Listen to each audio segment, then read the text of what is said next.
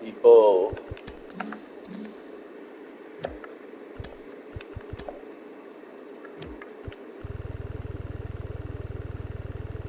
10, 9, 8, 7, 6, 5, 4, 3, 2, 1. Hydrated.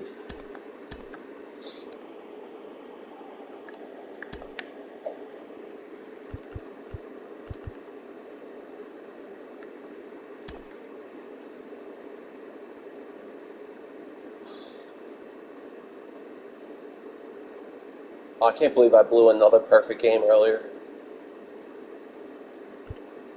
Let's go, Nolan.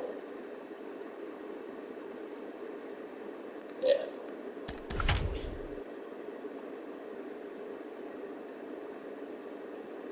Shit, I don't think I put that Austin Riley in.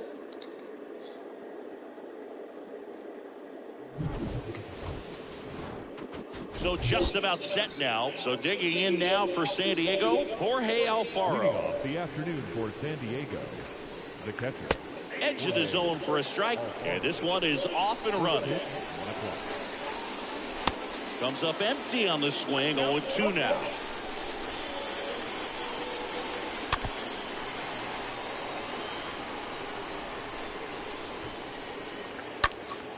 Next offering is fouled back. The wind of the pitch. Going to count 1-2.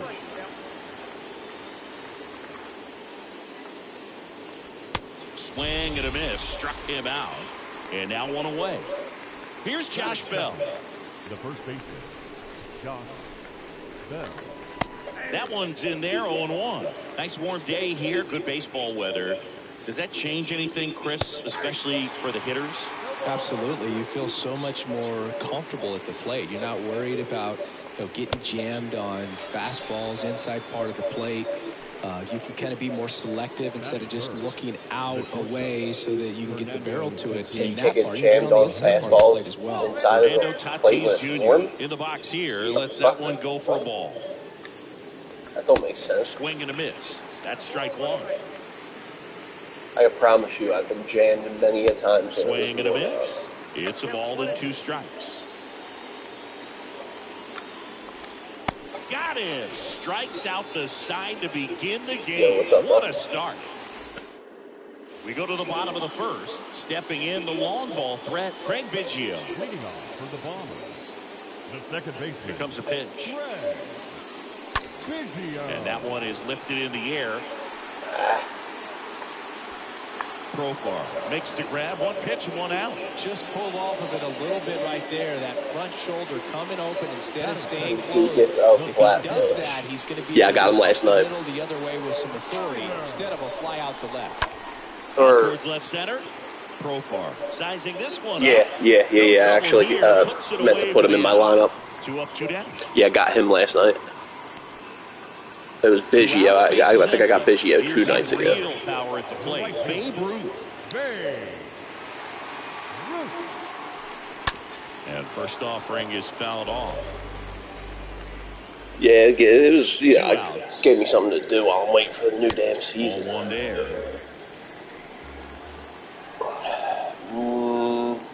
Nobody. I got Kershaw and freaking Pete Alonso. The command on that sinker doesn't come until later in the ball game, but if that's how it's going to be all day, it's going to be a tough one for the offense. Tatis makes the catch. And welcome back. Top of the second. Here's Manny Machado now. It's like I just kind of woke up, so I'm still like, and that's strike one. Like I don't know, like I feel weird right now. Not feel weird, but like I'm like looking at the game, you know. Yeah. It wasn't terrible. Oh no, there goes the perfect game.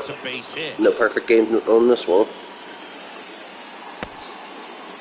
Just kept it simple. Played pepper with the middle of the infield. And last start with Nolan Ryan, I blew a perfect game. Takes a strike there as he stands at the plate now. Yeah. Next offering is fouled back. Yeah, but I fell asleep like 4. Swing and a miss. Around 4 p.m. One gone here. Brandon Drury to the plate. And the first pitch misses for ball 1. And there's a strike. And now 1-2. So, like, it was, I guess technically it was a nap, really. Now batting jerks in profile. But that's good. So once I get swings through that one, 0-1. No, not at all. Check swing, but he went too far. That won't be going on much longer though. Welcome back, bottom of the inning. Leading off, Mike Schmidt. Manaya back to work. Yeah. Short. I gotta get away from my window here because I'm like way off to the side of my TV. Quickly one away in the second. And now it's going to be David Ortiz. Big time power.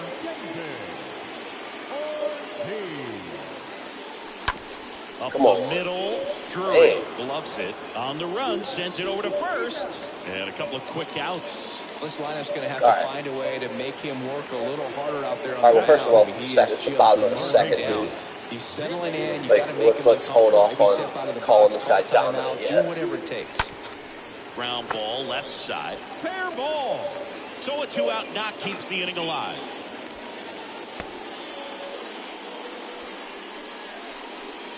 Now the left fielder, Stan like I'm kind of salty that we gotta wait a good bit of tomorrow for this before the season drops. And he hits the ground ball right side. Like I wish it was gonna. Through for a hit. So that's whoa! I meant to tell him to go back, but thank you. Goes to third in there, and now they've got runners at the corners with 2 outs. Come on, JT Real Mutil steps in. Thank. Ripped into right center, and that should be extra bases. And they strike first as they take a 1-0 lead. A relay to the plate, and he's out.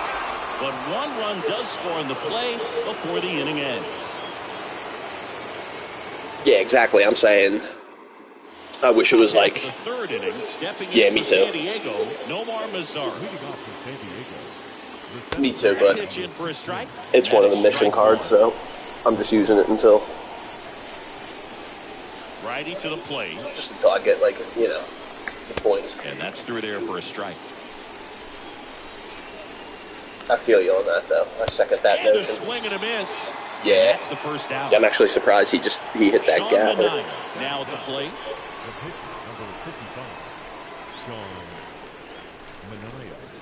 That hits the dirt. Yeah, that's ball 1. I'm a Phillies fan, and like. I hate when I have to use that card, honestly. Oh, got lucky. Schmidt got lucky. This one sized up. He's got it, and there's 2 away. He could have parked that one easily. Jorge Alfaro, the next up for the Padres. He struck out swinging at his first at-bat. And he swings and misses. I hope they add some, yeah, dude, I feel you on that. The righty deals. I hope they add, and a swing and a miss. This guy's not wasting any pitches. Hitters got to get into swing mode. This is a good time to expand. Because I went back on the show 21 the other day, and like they just had so many like jerseys that I love using. I hope they add some good ones tomorrow. Next offering way off the plate. He swings and hits a fly ball. I keep meaning to switch Musial and Snyder in the batting order, so I don't know why. I can't remember to do that. All right, batting 303, Nolan Ryan. And the pitch. They tried to get him to chase on a slider. I wonder if I should go for the at-bat or if I should try to make him throw as many pitches as possible. Pitches in there. That's strike 1. Sometimes I like to do that. Now 1 miss. Oh, word. 2-1. In the air, right field, pretty well. Get the fuck out of here. Back there. Patch up against the wall. And now here is Whoooowayyyyow. Light out his first time.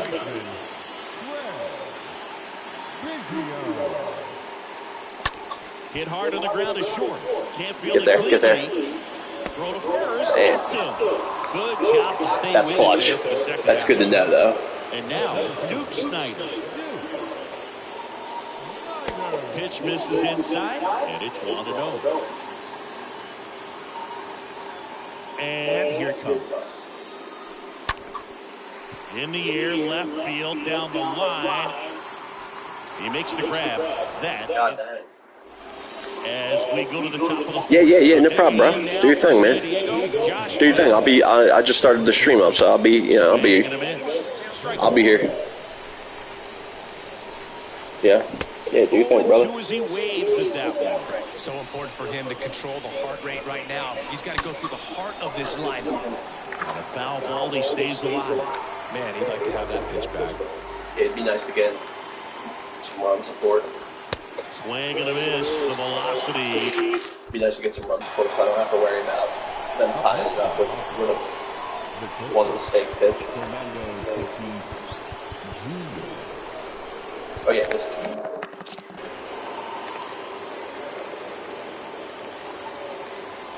Tatis at the plate now. That's ball one. Next offering is in for a strike. Fernando Tatis Jr. continues to be one of the most dynamic talents in the game. That season he put together in 2021, one of the best in Padres history. And down on strikes. And there's 2 away. Sit down, Tatis. Machado in now. Takes ball one off the plate. That's towards center.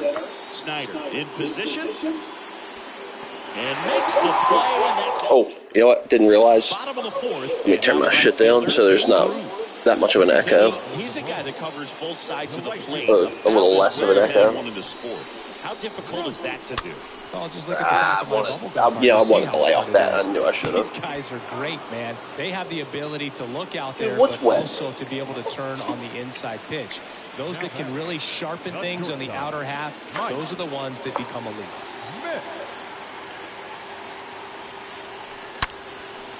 Are you kidding me? The throw to first. Already 2 gone here in the home 4th. What the fuck was that? Here's a big power threat. Yo, is it really the bottom of the 4th and their starter really only has 20 pitches there? So high. It doesn't matter what kind of delivery that pitcher has, what kind of velocity, what kind of secondary stuff. He is so settled in there. He owns the home plate area. Next pitch is popped up. And that'll do it. Back here at the ballpark, ready now for the 5th inning. Stepping in for San Diego, Juan Soto. That's in for a strike. Well, Juan Soto, God, I'm so happy this guy's out of the National League. Just 1 point shy of 1,000. Have fun over there in San Diego. Absolutely a monster at the plate. This guy's pretty special. The punch out there, and he's down on strikes for the 2nd time today. Drury now in the box, comes up empty with a swing there. Next offering is in for a strike. I think the thing you start with for Soto is that patience and that strike zone understanding. A lifetime on base percentage well over 400. In the second half of 2021, he had an OBP over 500. And he's down 0-2 as he swings through it. Hit in the air, right field. Ruth under it. Squeezes it. And welcome back. We head to the bottom of the 5th. Now here is Jimmy Fox. The third baseman, Jimmy. There's the strike. The 0-1. That one drifts inside.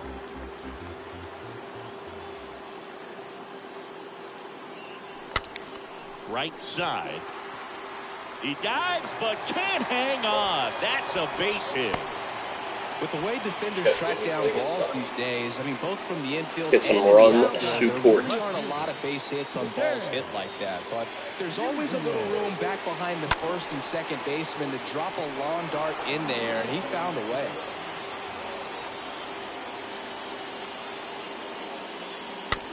Bounce to the right. Bell to Tatis for the pivot. God There's damn one. it, dude. A 3-6-1 double play. What a shocker.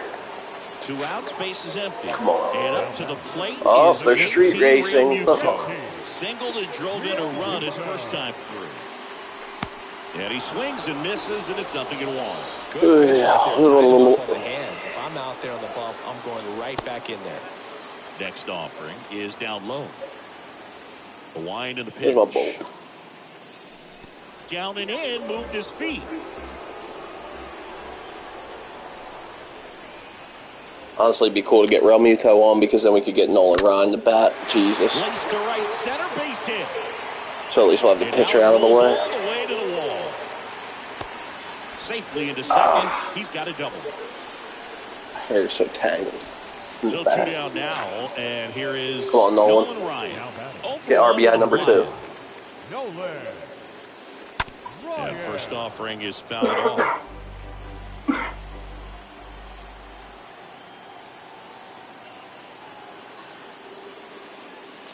Comes up empty on the swing. 0-2 now.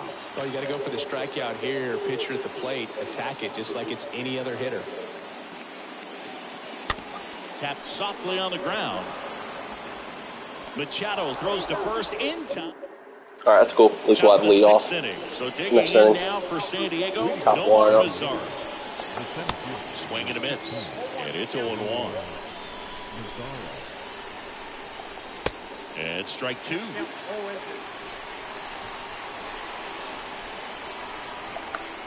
Swings through that, and it's a strikeout.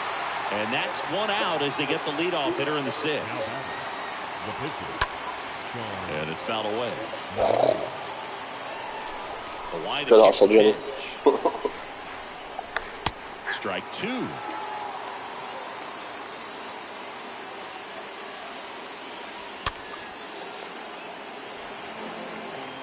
One down, base is empty. And 1-2.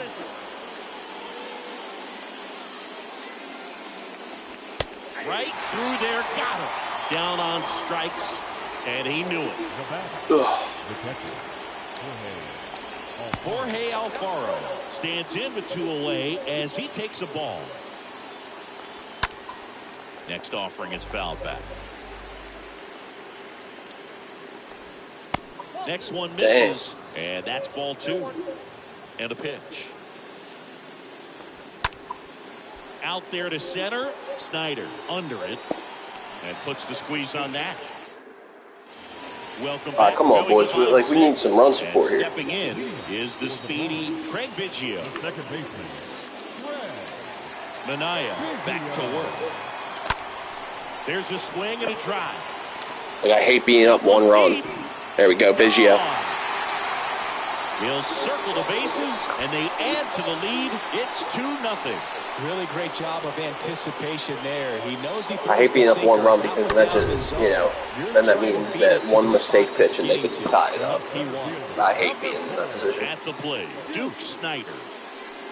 Oh, this pitch doesn't find the zone. Always exciting to see a leadoff home run in an inning. Kind of gets the offense fired up, and you start to expect a big inning. Next pitch misses outside.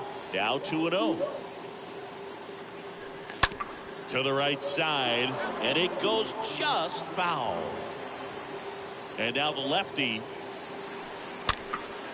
in the air to left center. Profar moving in on this one.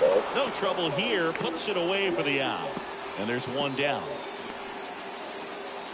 Babe Ruth will hit next. The right fielder, number 3, Babe Ruth. Line drive.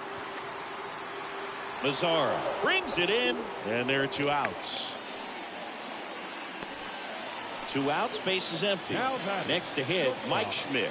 This guy with big-time power and an elite defender. In there, and it's 0-1. Pretty frugal guy. He is very efficient with the pitch count in this one. The 0-1 is outside, and it's a ball and a strike. The pitch. Rolled softly, but that goes foul. The 1-2. Out towards right center field. Mazzara makes his way towards it. Makes the catch, inning over. What the fuck was that? Did you see it? Back here at the ballpark. How was he doing? Inning number 7. And now the switch hitting first baseman Josh Bell. Swing and a miss. That's strike 1. It's a big inning right here. Left field. Musial drifts towards it. Brings it in. And there's 1 away. Now it's Fernando Tatis Jr. He's turned into one of the best shortstops in the game. In there for strike one. 0-2 as he waves at that one. Got him looking. Now 2 out. 2 outs, base is empty. Manny Machado digs in now. Swings through that one. 0-1. Next offering is in for a strike. Boog, that hook's looking pretty sharp today. Just a solid pitching performance so far, and I really think it's because of that curveball. Next offering is fouled back. Cut on and miss. Struck him. So Craig Stammen into the game. And his job is to collect quick outs and keep his team within striking distance. And the pitch. Ortiz in the Damn, box now. 100K. A lot of people got their Ortiz. Just more confident if they can track that first pitch out of the hand of the pitcher. They don't care if they fall behind 0-1. Swing and a high fly ball to left. Profar on the move. Pulls it in on the run. 1 up, 1 down. Here's the third baseman, Jimmy Fox.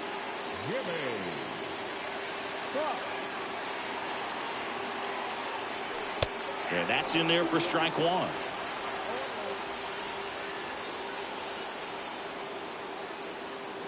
The pitch. Here's a high fly ball out to center. Mazzara on the move. Got on it. Nice grab on the run. 2 down.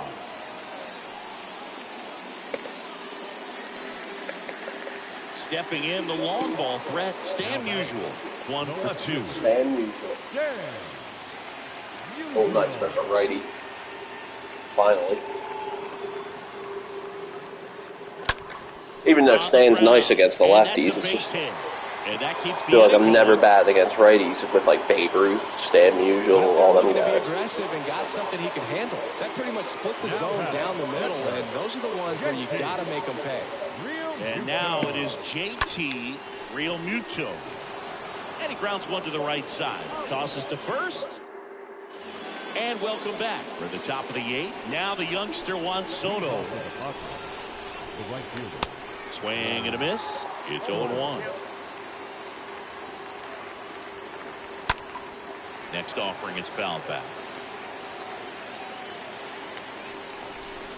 Swing and a miss, and he is down on strikes for the 3rd straight at bat.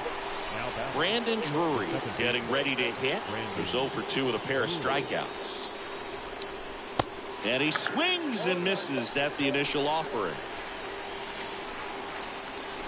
And he's down 0-2 as he swings through it. The 0-2. Yo, what's up? Swing and a miss. Struck him out. 2 up, 2 down here in the top of the 8th. Profar in the box again. Takes the strike. Not what he's looking for there in the 0-0 count. Looks like he wants the ball down in the zone. Whew. Comes up empty on the swing. 0-2 now. Next pitch is popped up. Schmidt makes the catch. Ready for the bottom of the 8th. Digging in. Nolan Ryan. No pitcher. Nolan Ryan. The pitch. That one inside. Ball 1. Left, right.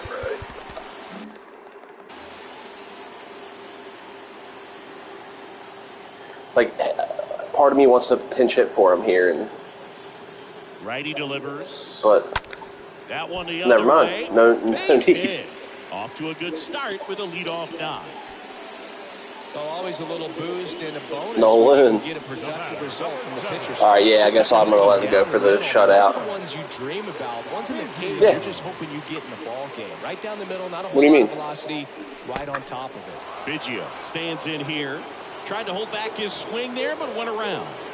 Yeah, there's nobody else that's reefer Sutherland.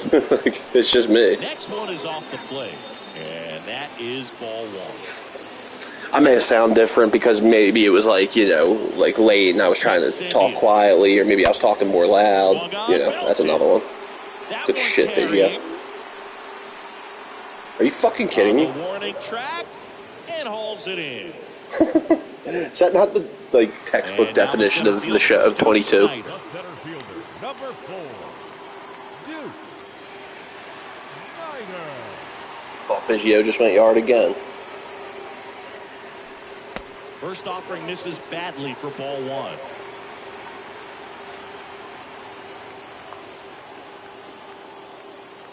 But yeah, that was me. I remember you. Liner caught it second. Just go. Oh, come on. I was just going to tell Nolan to just go. Let's get it on. Let's get this show on the road. The right fielder, Babe Ruth. Ground ball to the right side. Over to first. That's the inning. New inning getting started. All right. Here's Nomar Mazar. One guy gets on base. I'll bring the closer in. Back to work. Good eye right there. And it's 1-1.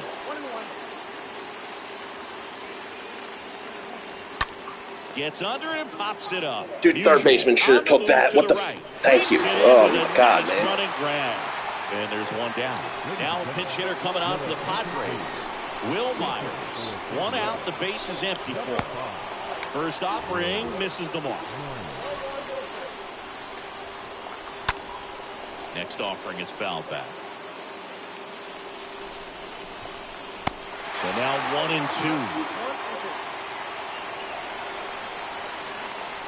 Swing and a miss. Struck him out. That's the second out. Up next to the Padres, Jorge Alfaro stands in with 2 away as he takes a ball. Swings and misses. And the count even at 1. Swing and a miss as he was out front. Come on, Nolan. Swing and a miss. That one in the dirt. In-time ball game. And the Good shot, boys. strikeout ends it. Really incredible performance on the mound. You know he's going to stew a little bit over that one hit that he gave up, because when you look at the body of work, Yo, what's up, bro? dominant, he'd have made just Better one come better back. pitch. Perhaps he'd have a no-hitter. 2-0 your final here in this one. For Chris Singleton and our entire outstanding crew here at MLB The Show, I'm John Shambi. A one-hitter. See you soon. Man, that was a one-hitter. Fuck.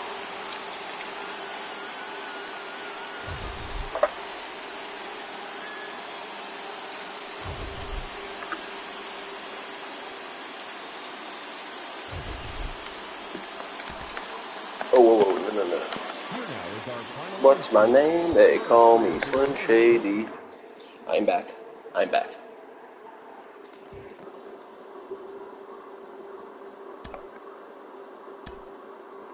Hey, now.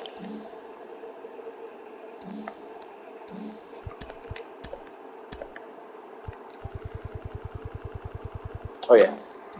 Austin Riley.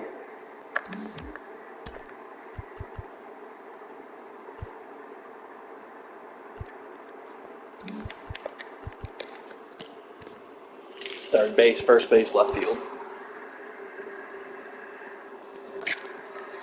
I kind of want to stop taking Jimmy Fox out because, I should have him to 5 by now. The amount of times I take him out so I can do shit like this with these missions. All right, Austin Riley is a righty, good.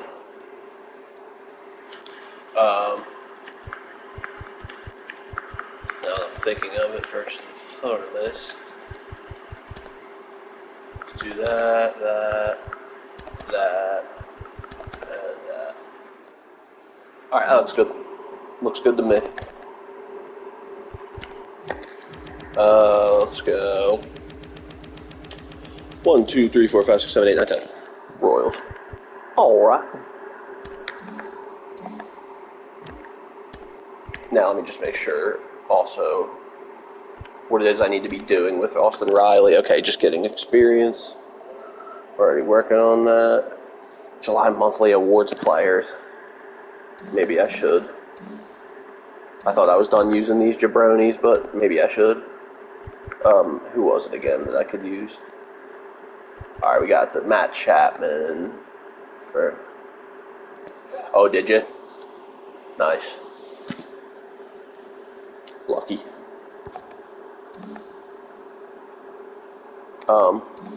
Shit.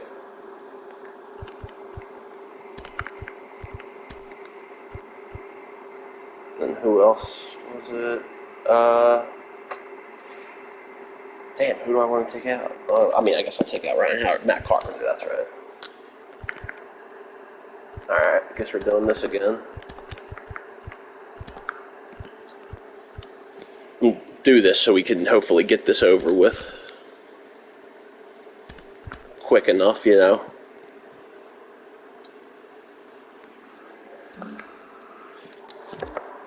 Alright, one more look real quick so I know, like...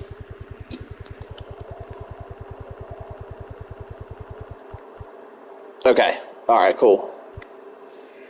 I believe this is all going to be stubs, basically. I think. I'm not really too interested in keeping them.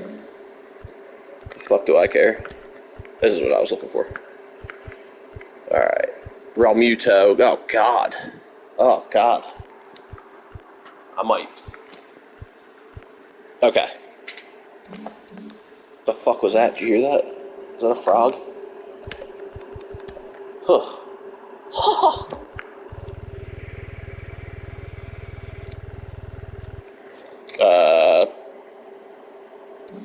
I mean, I've been selling them.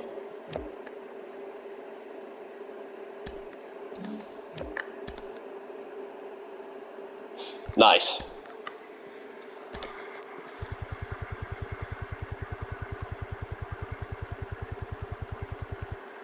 Nah, you can sell them. Yeah, I don't know why you think that, bro. I've been selling them. I had to buy them back, but...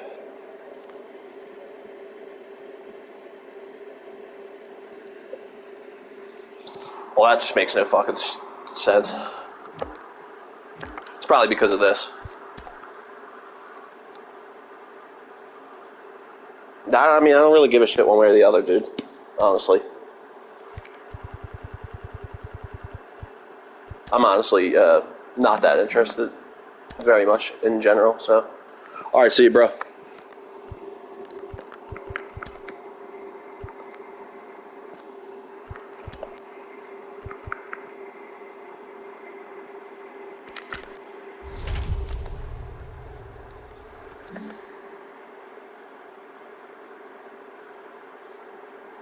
I don't know, bro. I think you might be able to sell them first, like if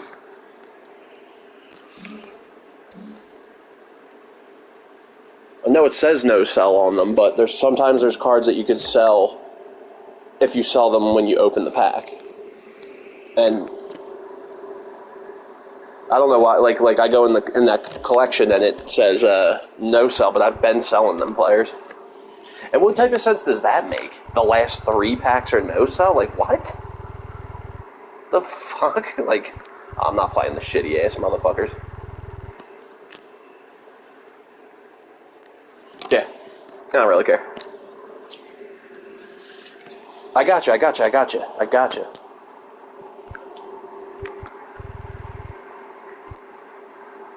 let's play the Cardinals.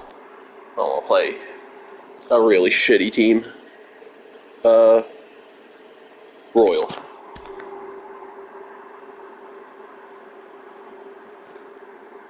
It's probably because it's like, you need to do that collection or something. I don't fucking know.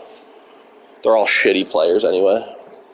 They're all shitty players that I don't fucking want anyway, so. Who was I again? The Royals.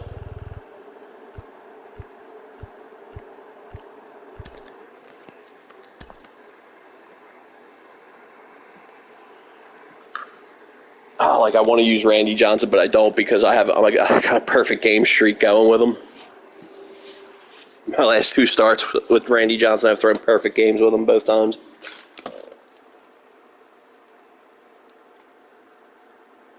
Let's go, Feller. Yep. That's what I've been selling them for. That's what I've been selling them for and rebuying them. Whoa. Okay.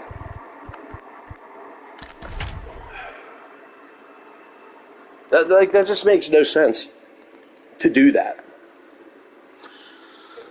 Like, why make it, like, either make it that they're sellable or not, but don't tell me that I like this, you know what I mean? Like, that's really stupid. Leading off the afternoon for Baltimore, the center fielder, Cedric. Swing and a miss. It's like I said, I don't want any of the, all those cards are garbage as far as I'm concerned.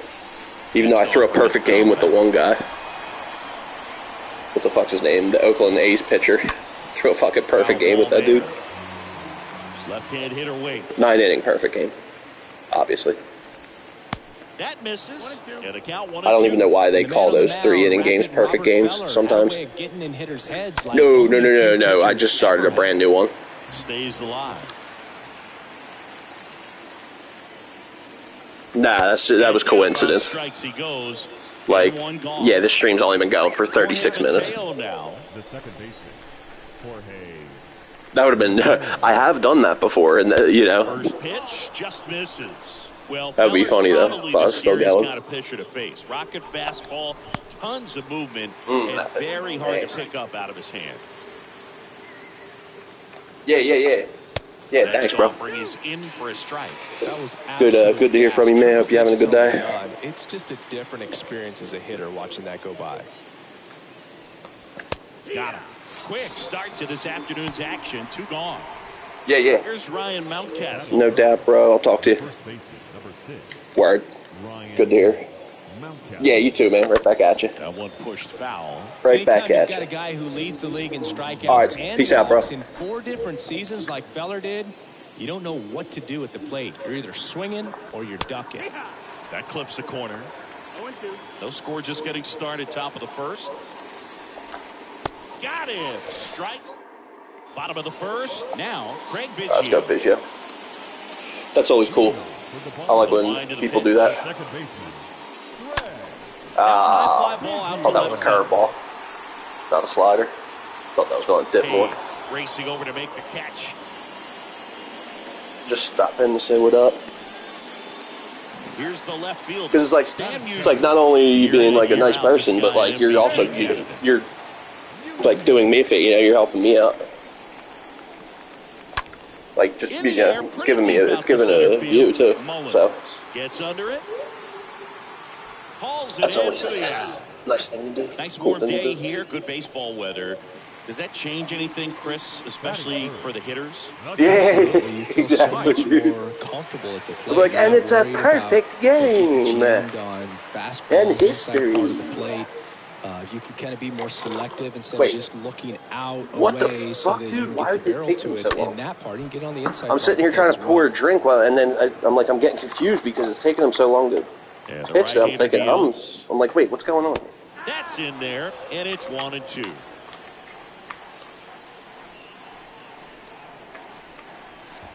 They say it went. Oh, Schmitty. Damn it, I didn't know I had 2 strokes. Gathers and throws to first. Second inning, set to go. and it's a new Anthony game, so Santander at the plate. Try to make that or Patsy. And a good fastball to start him off. That's strike 1. Bob Feller was only 17 years old when he made his they're just like, all right, good game. Let's go get a steak. 0-2 as he waves at that one. Kicks and fires. And a foul ball, he stays alive. Nothing you could shake. In the air, right field. Carpenter should have this one.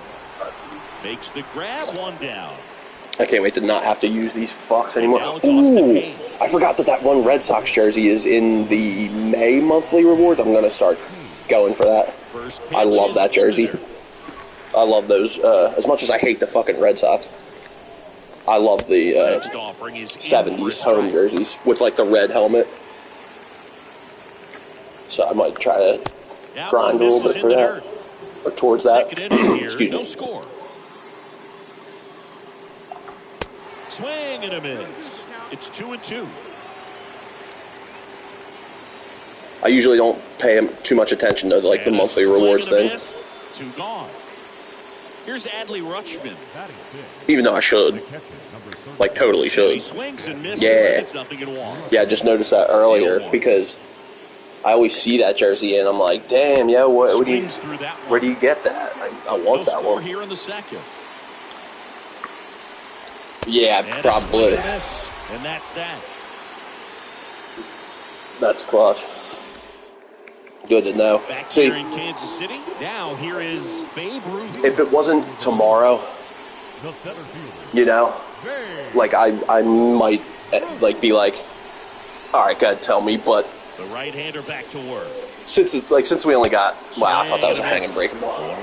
1-1. Since we only got like half a day until the new season, might as well just wait, you know.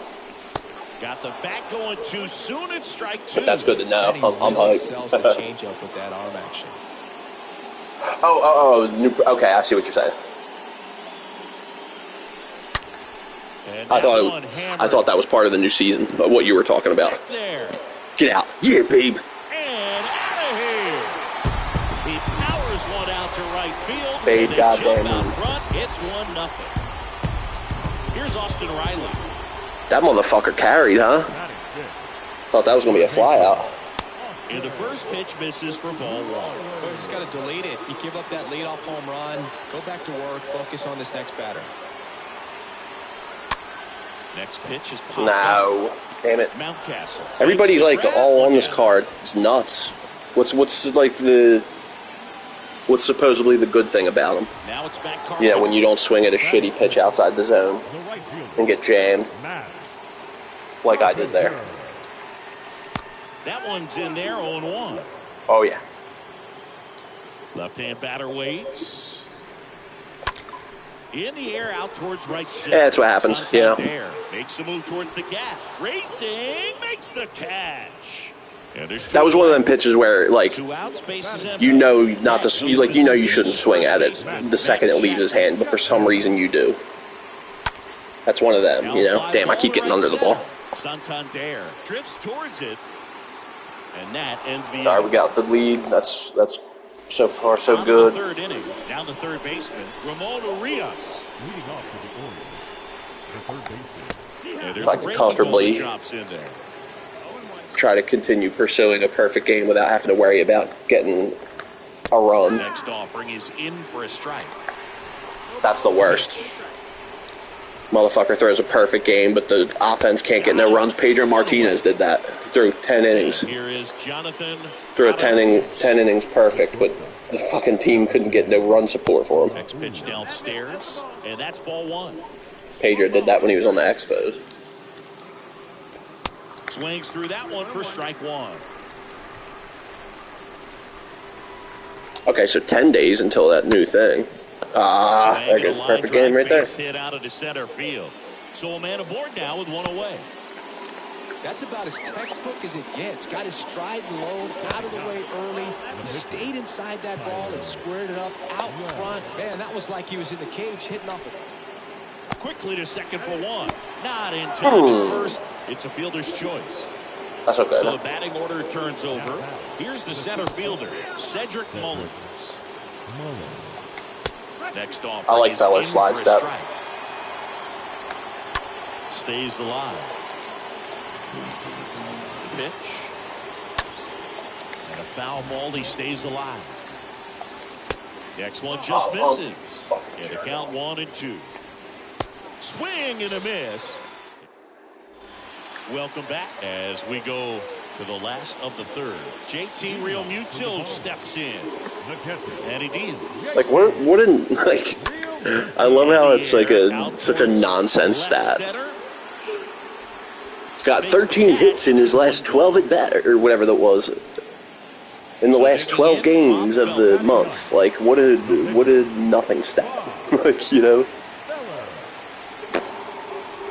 Who gives a shit? I get that it's like July Player of the Month card. Or, not Player of the Month.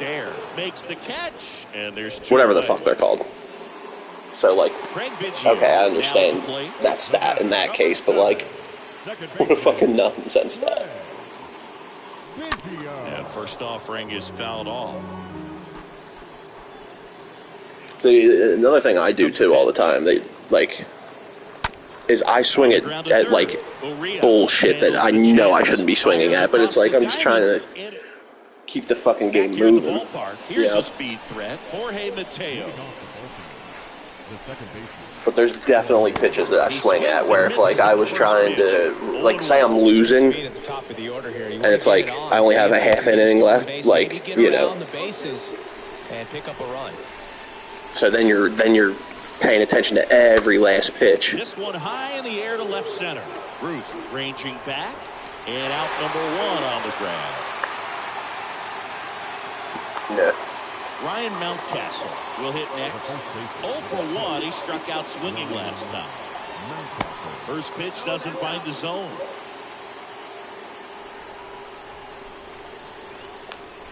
Next offering is in for a strike. Dude, I got a piece of hair that keeps going in front of my eyes, and I think it's a loose hair, but it's just it's like a piece of my hair that's like just longer for some reason. I keep going to like pull it away, but then it's like still attached to my head, so I'm like, what the like, it's getting on my nerves. Stays alive. One down, base is empty. And a foul ball, he stays alive.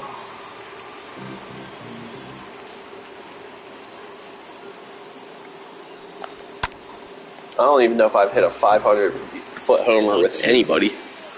The farthest I've noticed for me on the show 22 is 486. I'm sure someone like at some point did. It's just I didn't happen to notice, you know. I just clearly wasn't looking at first offering misses the mark. The distance whenever it happened, you know, but the farthest I've noticed.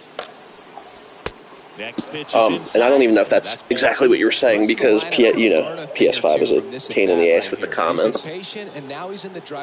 Oh yeah, you told me that yesterday.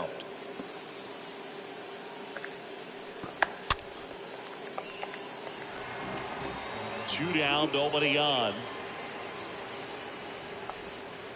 And it's even up.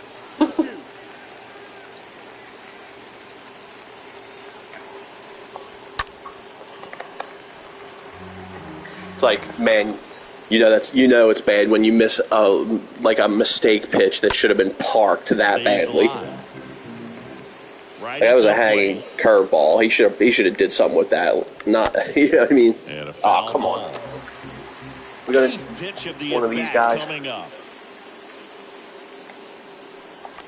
Swing and a miss.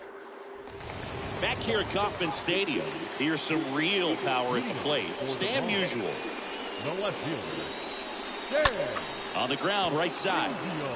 All right. See, like, steps on the bag. 1 up, 1 down. I shouldn't have swung at that. All right. I'm gonna start taking pitches and shit, man. Because it's 1-0. Word. I'm thinking it's 0-0. Schmidt, the next to hit, takes ball 1. So I was gonna say we at least need to start getting some kind of offense going. Swing. Thought that was a hanger. And now it's even 1-1. The guy's going this good. He's retired 7 in a row. You got to step out of the box, fake bunt, do something to break it up. That's the worst when you're expecting the pitch. You think it's a hanging curveball. You're expecting it to drop down, but it goes nowhere near that way. So you just swung at a high fastball way out of the zone. You just look like a jackass who should be in Little League still with a swing like that. That's ripped. Base hit. Schmidt-y. Attaboy. Everything came together perfectly for him right there. Just a very nice approach and swing. Well, right with the way our everything was on time. With the way the bats are going here, I'll take that.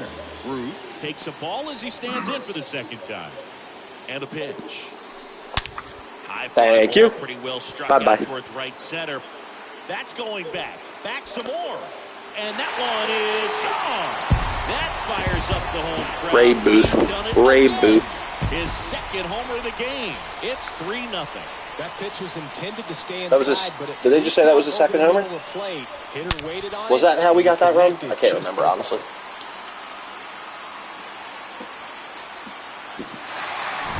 So 1 out, nobody on. Here's the third baseman, Austin Riley. Now batting, third baseman.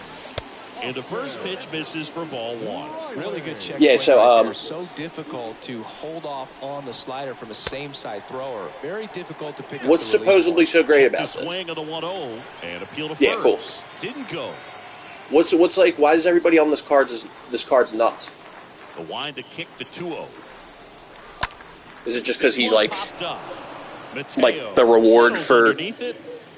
He's got it. Oh, I remember. Nah, that wasn't off. Fielder, Matt Carpenter. He's not going to get. I know what you mean though. Like this wasn't. Every swing he takes. Missed it slightly, but that wasn't off. See, like timing can play a part to where, like the home run you're talking about. I know what you mean. And welcome back. All set for the start of the inning. Now the left fielder, Austin Hayes. I just don't know why everybody's on nuts. Or not that I don't know why. I'm just wondering why.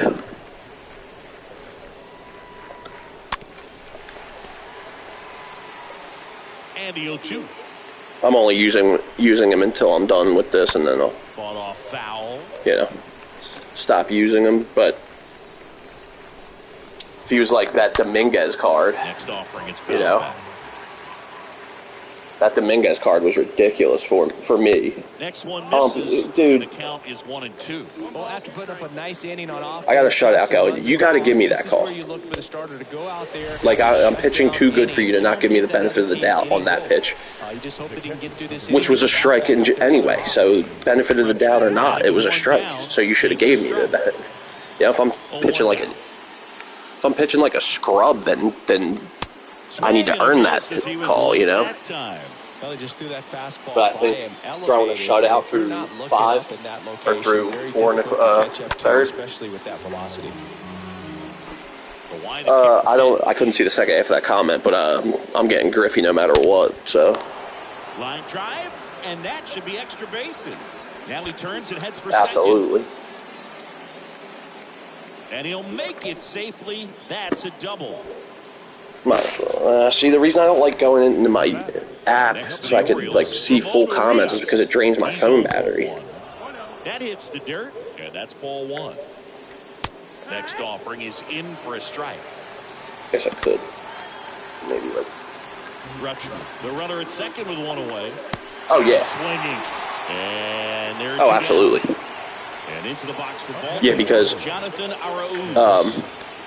First pitch, and that's in for like I like the Duke Schneider, you know, and whatnot, and I would continue to use them as my.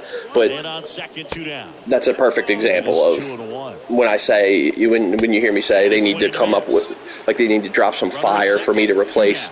That's a perfect exexample. Like Duke Schneider, I love having him on my team, and I love using him. Yo, what up, Dwayne?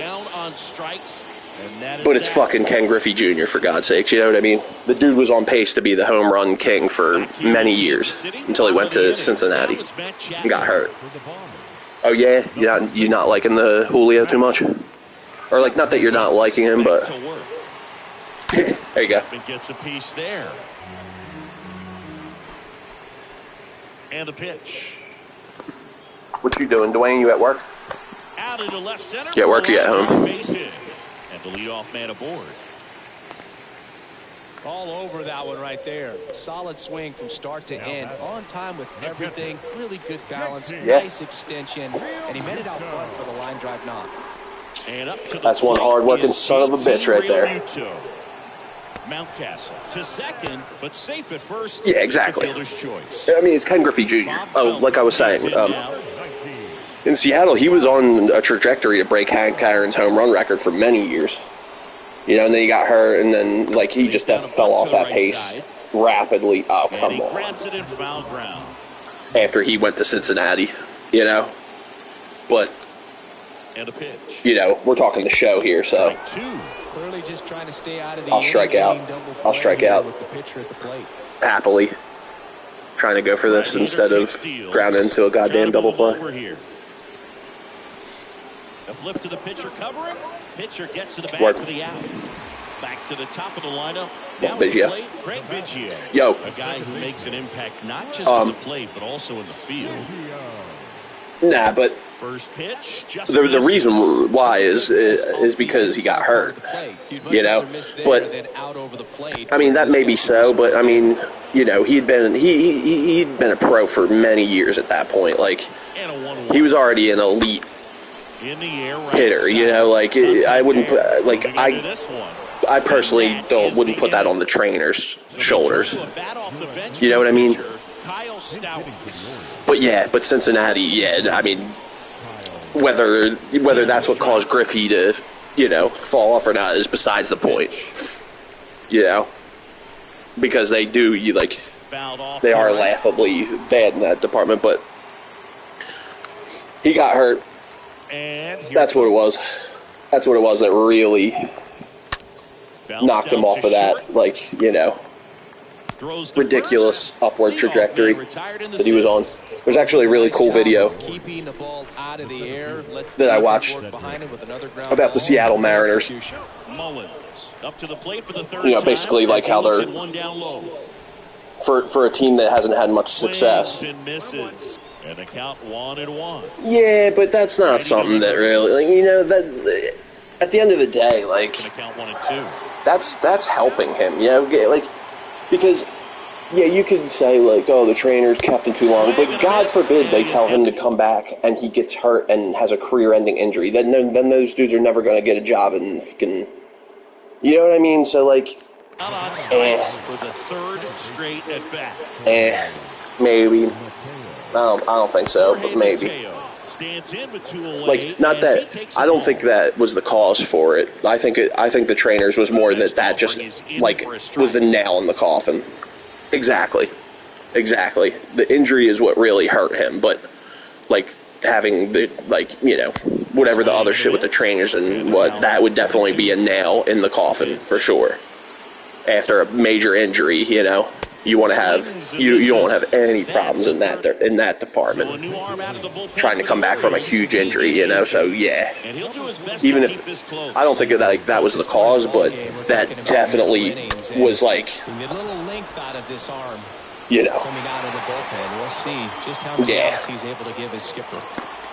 Into second easily. Yeah, I'm with you there, because, like, say what you will, you know, but, like, Junior, come on, what are you doing, dude? I get it's your hometown team and stuff, but, like, dude, he just should have never went to the fucking Reds.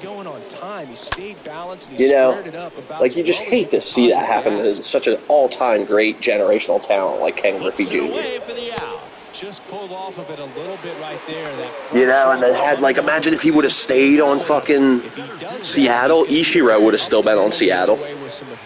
So we would have had, like, prime Griffey with Ichiro instead of the way we got him, you know, in real life, which was at the tail end of their careers, which was still cool because it was, like, a nice feel-good moment. But imagine prime Griffey and prime Ichiro on the same team with King Felix. You know what I mean? A 1-1. Swing and a miss, and he was fooled. Guy out there sees a power hitter take that kind of swing. He's on what? Thinking, is this guy trying to set me up? Now let's see if he can make an adjustment. The next pitch misses. Now 2-2. What you talking about?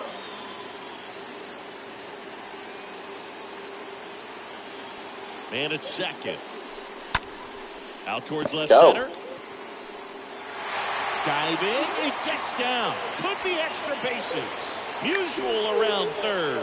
He will score. Good shot. It's 4-0. Picks himself up in RBI. Oh, okay. I'm amazed at his ability to pull his hands inside and actually square that baseball off. That pitch was off. Better done. Better done. Still haven't gotten a hit with this guy. Riley stands in here, leaves that. I'm not going to blame it on him, though, because I have been playing, you know, with, like, a coasting mentality. There we go. Oh, and he whiffs on it. All right. Like, he decides fucking to hold on better to it, be, man. and the defense comes away with nothing. And now, it's off the bat, I was like, word. Good contact. Double down the line. Defender. This one in the air right field. Santander puts it away. That's something I like that they changed. That was something that was a certain way, like, yeah, no problem, bro. No problem. You know how I do it, you know? This guy has turned Yeah, I do it. Stream, you know, say I'm done, and then I'll be back an hour later. You know what I mean? I'll be streaming. I'll probably, and then especially since the new season is dropping. So do your thing, bro. I'll be around if you want to stop back. You know you're always welcome. And now the first baseman, Ryan Mountcastle. The first baseman, number 6. First pitch doesn't find the zone. Mountcastle. Swing and a miss. Wow, what a swing! Even 1-1. That trash. Next offering is fouled back. You know, like I'm streaming now, but that is something I'm probably going to try to do. Like, is to take a break, like somewhat of a break or whatever between, you know, between now and when the new season drops. Later on, like today. Like hell, I could even possibly, like, there's a chance I might even fall asleep between the time and now. But what I really want to try to not do is I want to try not to miss. Like, I want to be on the show basically when the new season drops. And a count 1-2.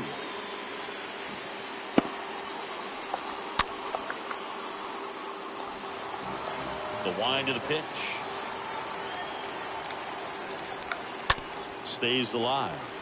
Dude, that lady behind the ump is creeping me out so badly, yo. She has not stopped staring at me for, like, look, dude, look at her, yo. That's so creepy. And a pitch. She looks like she's planning on how she's going to execute me right now. And a foul ball. Will you look somewhere else, please? She has not stopped staring at me this time. Okay, it looks like she's looking somewhere else. Here's a 1-2. That's a creepy bitch right there. Strikes. Now 2 away. Oh, all right, there you go. I was gonna say that's what was creepy about her, is that she was just sitting there like staring at me, and then now that she's doing that, okay, at least she's acting like a human, being with front row tickets behind the home plate at a Major League Baseball game instead of the fucking creep. Yo. On that dude on that second front row, dude, you know, one in from the right. I swear to God, that dude looks like somebody, like exactly like somebody. But who is it that I'm thinking of? Like, dude, that guy looks so fucking familiar. And now it's filled up. What if it's like whoever it is I'm thinking of? Like, what if like they, like somehow like.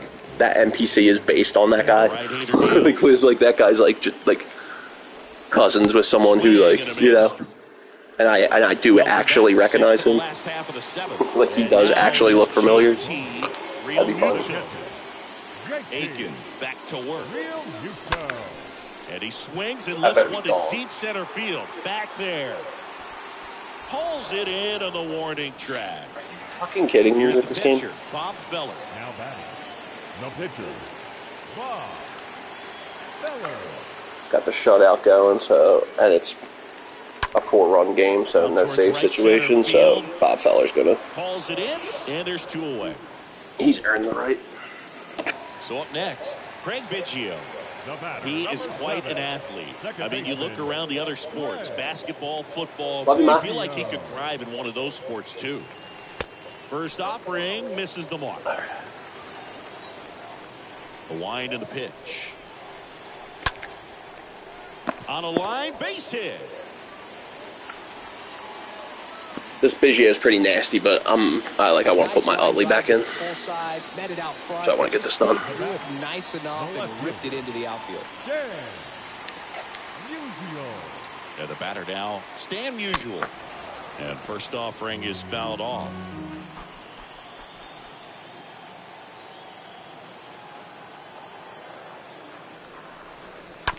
Hit on the ground to the right side.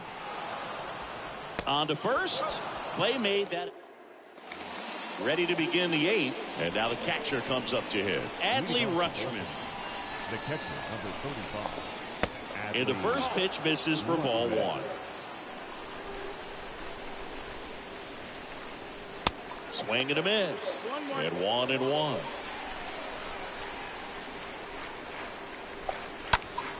In the air, left side. Musial under it. And it's caught for the out. And now Ramon Urias. Number 29. Swings through that one. 0-1.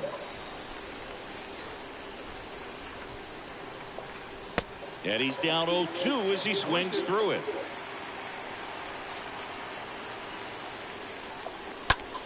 Next offering is fouled back. Kicks and deals. Got him looking. 2 down. 2 outs, base is empty. Jonathan Arauz getting ready to hit. Next offering is down low. 1-0. Next offering is in for a strike.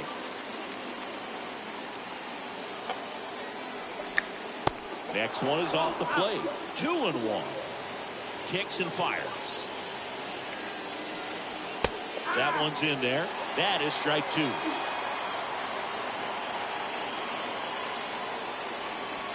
Swing and a miss. Struck him out. That's his second strikeout. Ryan Baker on the pitch now, and he'll slide into the 7th spot in the lineup on the double switch. Rougned Odor, he'll move into the 9th spot in the lineup. Schmidt leading things off and takes a strike. Well, and at bat can be a little bit of a dance. Strike 1 here, but a few more pitches. We'll see how it turns out. In the air, right field, Santander moving under it. Drops into the glove. 1 away. Stepping in, Babe Ruth. He's got the power, but killing great contact skills. One of the best contact hitters in the game. Babe Ruth is fucking killing at this game. Shit. Swing and a line drive caught. Fuck off. Next to hit, Austin Riley. Now batting. That's good contact, though. I mean, I can't be mad at that. Those are going to find a gap more often than not. That one fouled off.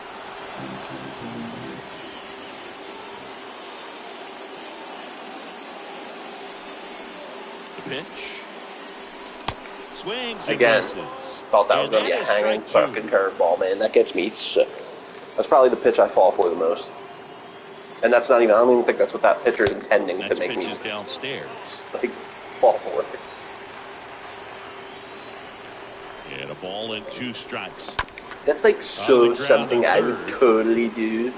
That's like so me. First, and that all set to start the 9th in this one. Rougned Odor comes up to the plate now. The third baseman. He's been so sharp today, even over 100 pitches thrown.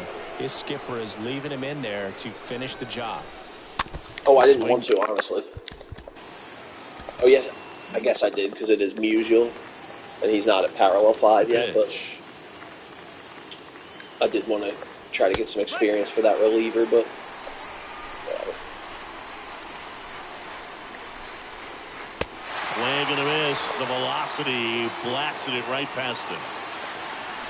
Now batting. The center fielder. Cedric Mullins stands in now and watches strike 1.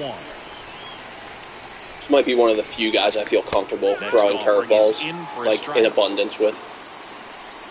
Him and Nolan Ryan, probably.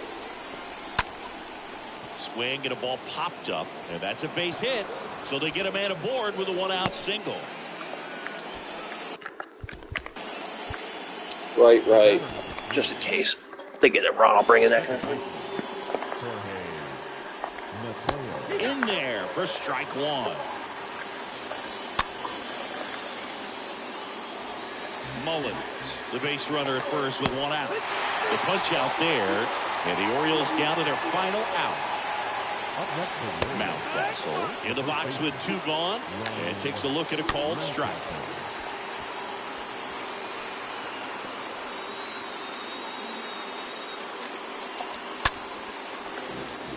Just 1 out away, try to close it out. Oh, dude, you're an asshole.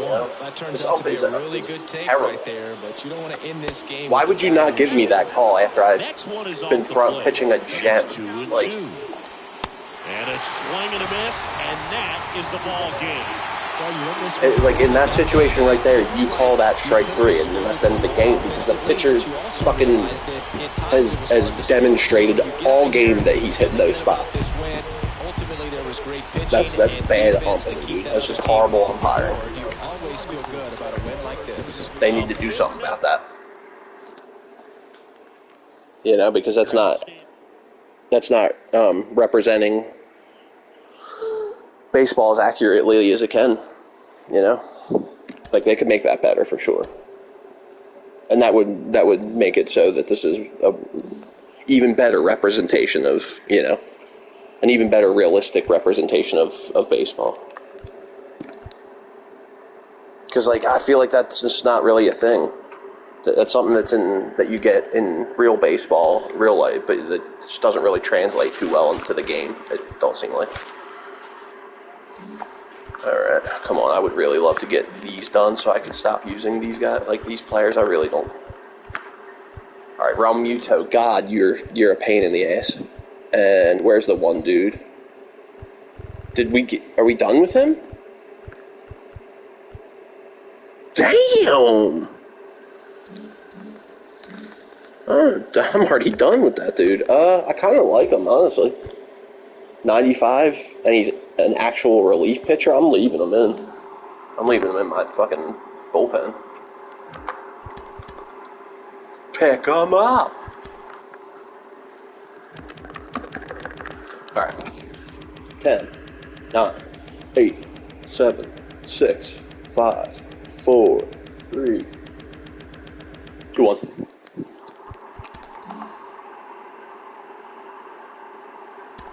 Why don't they have the Astrodome? Whoops. Can you buy this one? I wonder if you can buy that one. I will, if possible.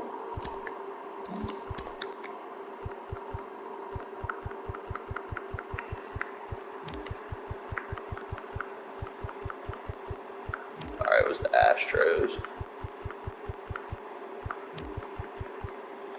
Should be around here if it's...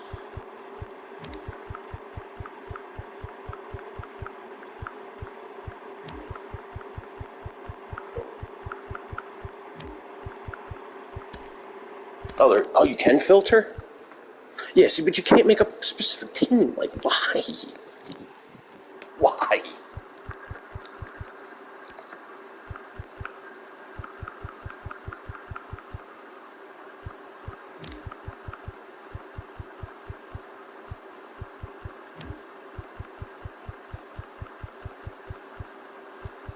Stanley Steamer, top on dirt, gentle on carpets.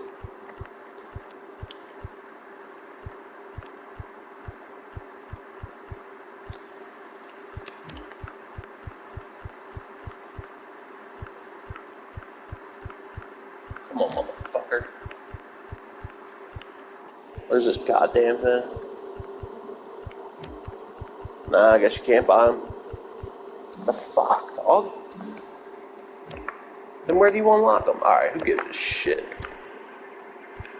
I don't give a rat's ass. Thank you, Tex Cop. Thank you for not giving a rat's ass, Tex Cop.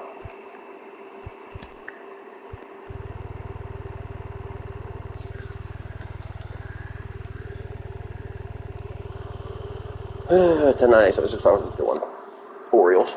Nah, didn't I just play them? Cubs. That works. Ba ba ba ba booey. Astros.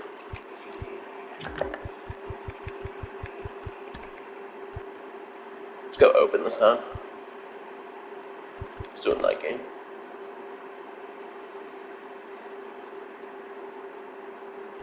Let's get Smolty a start. Ba ba ba ba booey. Ta ta ta ta to beach.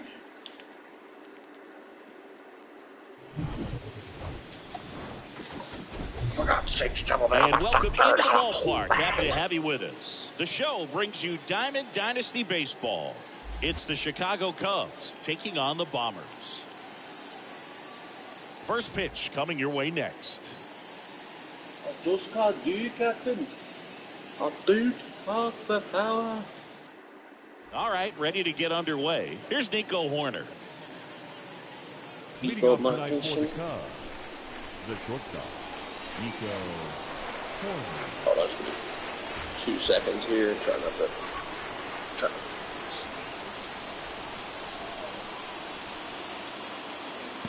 Reefer Sutherland was trying to engage in a reefer-like activity.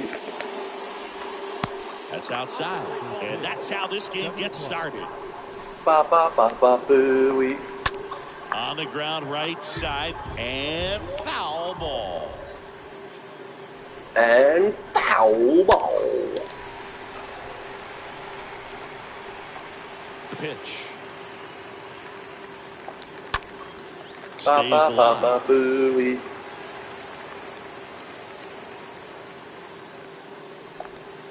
Swings through that, and it's a strikeout.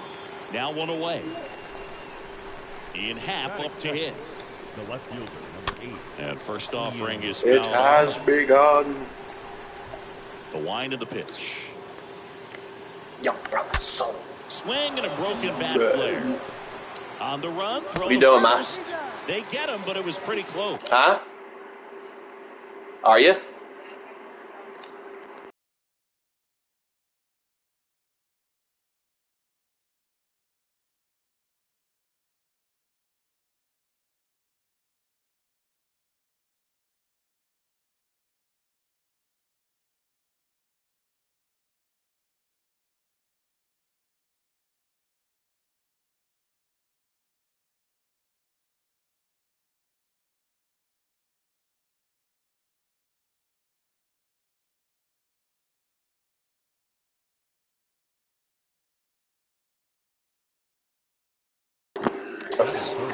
And up to hit is Wilson Contreras.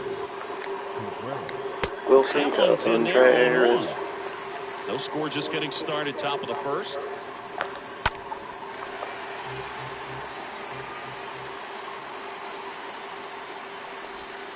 And a swing and a miss. And that's that. Good Back first here inning. in Houston. Here's the second baseman, Craig Oh, Biggio. look at that. I didn't even mean to do that. The second baseman. And a pitch. A swing and a miss. And that's strike 1. Come on, Biggio, you got to go yard. It's only right.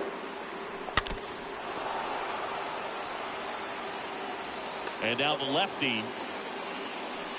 And that one almost got him. And a pitch. And a foul ball. He stays alive. Here's a 1-2. Foul ball. That goddamn cutter.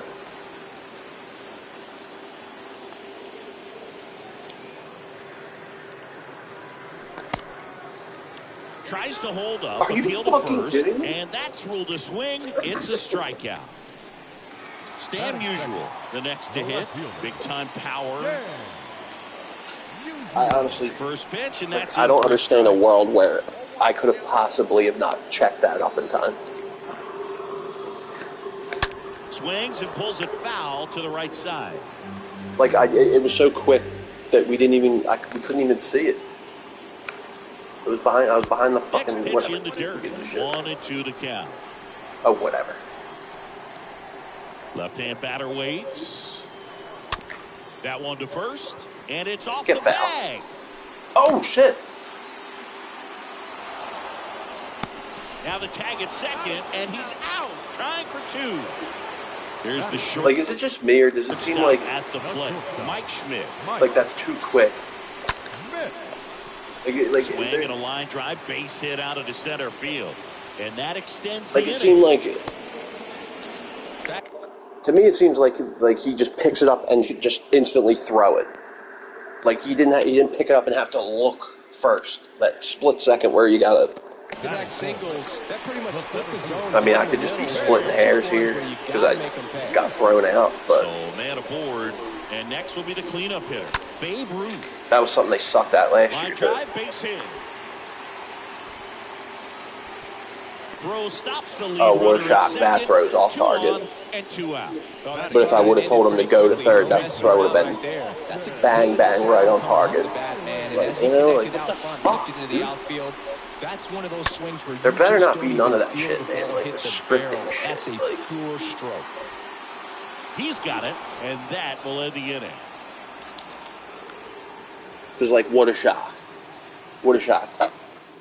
There's been like 4 or 5 times a stream where I've told a guy to go, and every one of those plays is always the throw is spot on, like, you know, like, and then what do you know? What do you know? Now here's the time where I don't go, and sure enough, first time throws off target. Like, dude, I swear, like, that's another thing that fucking aggravates me about this game. Got him. And there's one down. Like, don't get me wrong, they're major leaguers. That throw should be on target, but like, it ain't when I'm throwing the ball. First pitch just misses. That's for fucking sure. My players ain't that accurate for nothing. Next offering is in for a strike. It's a bunch of bullshit. Next one misses. That's a strike. Now 2 balls and a strike. Look, look. It's a good miss. Look. You see how there's almost half the ball that was touching the strike zone? Yeah, that's a strike. John Gomes waits. What the fuck, man? And now it's even up. Well, triple digits on the gun. I know there are more guys that can. I mean, like, even if it was a slight piece. Oh, look at this! And they get the out.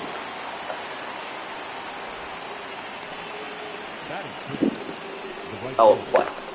Matt Chapman is as good as there is at third base right now in the big leagues. Great diving catch right there. This guy is so well-rounded in every play a third baseman can make. This one in the air, third baseman. Field. You know that's first base, right? Makes the catch. Like, I know the guy's in a secondary position, but that just don't make sense, though. The right fielder. The pitch. Carpenter. Hear what the French call lays and complete thought. Way back there. Kevin, you're such a disease. Matt Carpenter leaves the yard. And they grab the lead. It's 1-0. Now Matt Chapman at the plate. Batting 7. The first baseman. And he swings and misses at the initial offering. Always exciting to see a leadoff home run in an inning. Kind of gets the offense. Like, I whiffed on that pitch. That was a big inning. That was not expected, though. Whips it across, and that's the first out. Nice recovery after giving up the home run. JT Realmuto now at the plate. This guy is one of the best athletes in the sport. Yeah, right. The fuck Ripped out of here. Third and caught. JT Realmuto is one of the best athletes in the sport. Huh? No pitcher. What are you talking about? That chance handled. What did you talking about, man? To first, and back here at the ballpark, top half of the third inning. Rafael Ortega stands in. You got one? The center fielder. Swing and a miss. Most of the time, or a lot of the time, that's all you need. That one missing inside.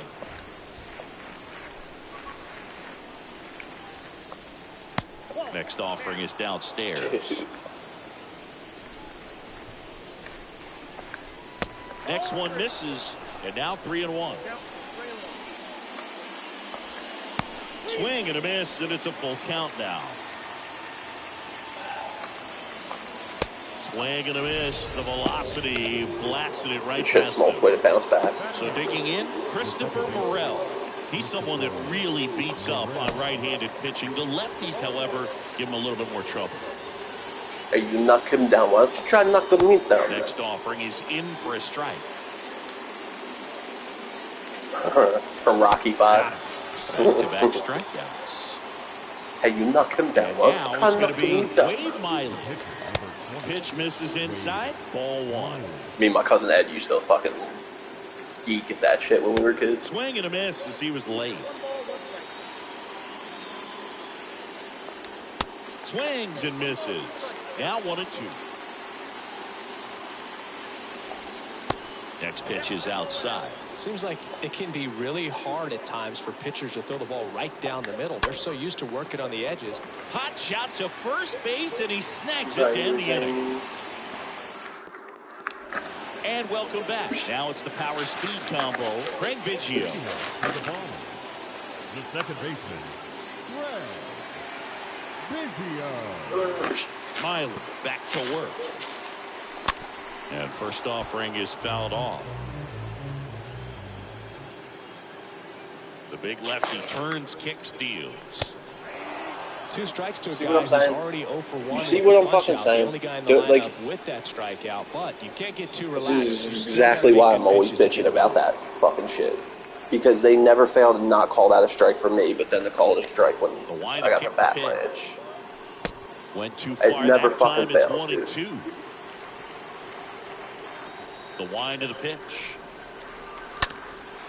In the air, right field. And that'll fall for a base hit. Man aboard on the leadoff single. Good job of just putting the ball in play with 2 strikes. When you pop a ball up like that, you don't expect it to get you a knock too often. But right there, somehow he got it to drop in behind first base, and that's where no one could get to it. Good speed on the base pass. He handles the bat very well. I wouldn't be surprised if the skipper puts on some type of hit and run or a run and hit. Here's a drive out to right center. Way back there. Look out. Gone. You alright? He made him pay for that one, and they throw a pair on the board. It's 3-0. That's exactly the pitch he was looking for.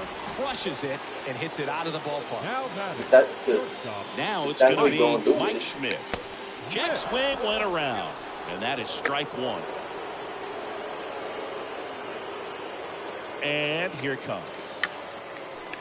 Wouldn't chase that time. Michael Jack Schmidt.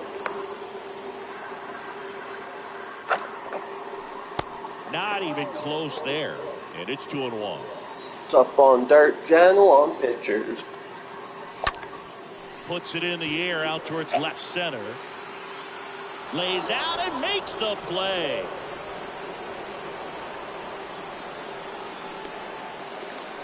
And now the center fielder. That was such an ugly single catch. to right in his first trip. It wasn't even a good catch. And he swings and misses, and it's 0-1. The pitch started in and ended up on the outside edge. Just changing planes and very difficult, especially for a left-handed hitter to track. And he deals. Now a blast to left center. Way back there. On its way. Out of here. He circles the bases, and they add to their lead. It's 4-0. There was a fastball down the middle. I don't think the hitter recognized the pitch, but once he did, was quick enough to get it in play with some authority. He got that up and out of here. One down. Austin Riley will hit next. Apparently that's what. And that one fouled That's off. how human. 0-1. Up the middle. To first, and that is out number 2. With how good these offenses are, there's a lot of ball game left. I got 2 words for you. Fix more. Carpenter in the box here. Lets that one go for a ball. Suck it. Is there a little wrinkle to that? I think there was. Yeah. A little slider action. Reverse Next pitch misses, and the count is 2-0. 2 outs. Lined, and that's a base hit. Come on, dude. And that rolls into the corner. Around first, heading for 2. In safely. It's a double, and his second hit. Well, they call that an advantage.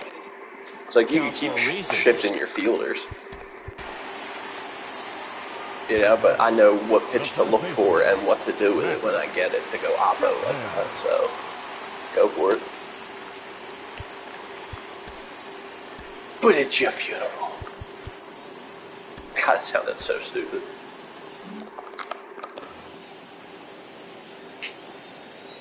That's better. Matt Chapman up to the plate now. I love how hard I can smack. I can, like, because I don't know if it's my hand or what, but that sounded so much worse than it was. I think that wasn't hard at all. He's there. But it sounded really hard. Second with 2 down. I don't know if it's because of my fucking hand. I don't know. The next pitch misses.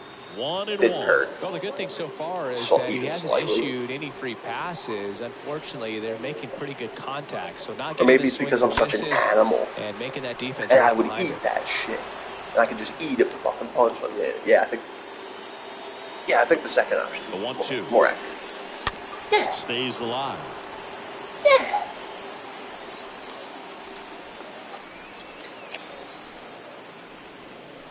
That one ran inside, almost got him. He's been trying to tease the zone with that slider, but these hitters have showed patience, not going outside the strike zone. 2-2 now. See this guy throwing at me? Just missed off the outside edge. Really good take, especially with 2 strikes. That one down the line, and that's just Do I have 2 errors? No, oh my god. Alright, so I do have a perfect game going. With the Smoltinator. 5 foul balls in this at-bat so far, and these guys are going head-to-head. You can see the crowd. They're starting to get into it a little bit more, even though there hasn't been a ball in play yet. On a line out towards center. No trouble here. That's our good inning, fellas. I'll take that. Start of the 4th, and here is Nico Horner. Nico Bellic. First pitch doesn't find the zone. It's the only Nico I know. Oh, whoa, I didn't mean it. I accidentally hit circle. And it's 2-0. Righty to the plate. He was late there. Strike I don't know about one. anybody else, but I always start the pitch and deliver it with X, no matter what pitch I pick. And the next pitch is way So outside. I accidentally hit circle there. That's why I just threw it. Oh, fuck, come on. And now a full count. Oh, shit.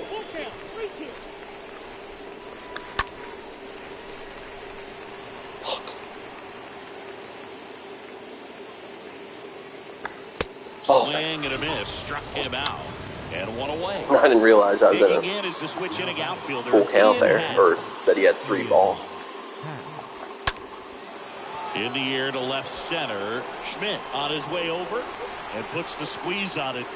That's out number 2. That's a really nice play, ranging back into the outfield for that. I already blew a perfect game through my This could be a own little tricky, especially if the like, wind's swirling around out there. boneheadedness yesterday. At the plate. Let's not do that today. Swings through that one. Like, if they're going to break this perfect game, And let's he's down 0-2 as he swings through it. let's at least have it so they earn it, not me give it to them on a silver Line platter. drive caught. Ready to go. Bottom 4. JT Realmuto steps in. And a pitch. Well struck left field. That's back. Can't get there, and now maybe extra bases. Now a relay to third. He's in there. Lead off triple, fuck it. And that's cool too, because triples are the same, like, credit you get for hitting the home run, so. Suicide squeeze. And now the runner breaks for the plate, and it's a squeeze. Morel whips it to first on the run. There for the out. Runner scores from third. So the lineup flips over. Here's a big power threat. Craig Biggio. And he's already singled in this game. First pitch, and he just misses. He needs a quick 1-2-3 this time around. Last inning, threw a lot of pitches.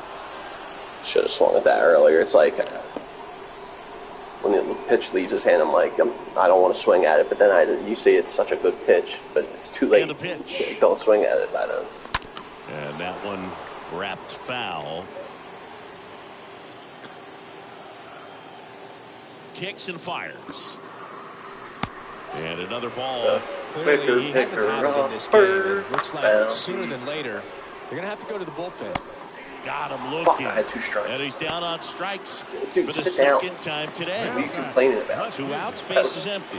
Stan The whole ball was digs in strike now. zone. The whole ball. What are you First complaining offering about? misses the mark. Sit down, asshole.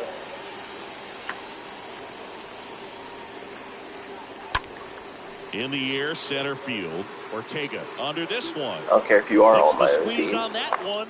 Like, sit down, We go asshole. to the top of the 5th. Now the Cubs 4-hole hitter, You, Patrick like, Wisdom. you have nothing. No argument. Patrick.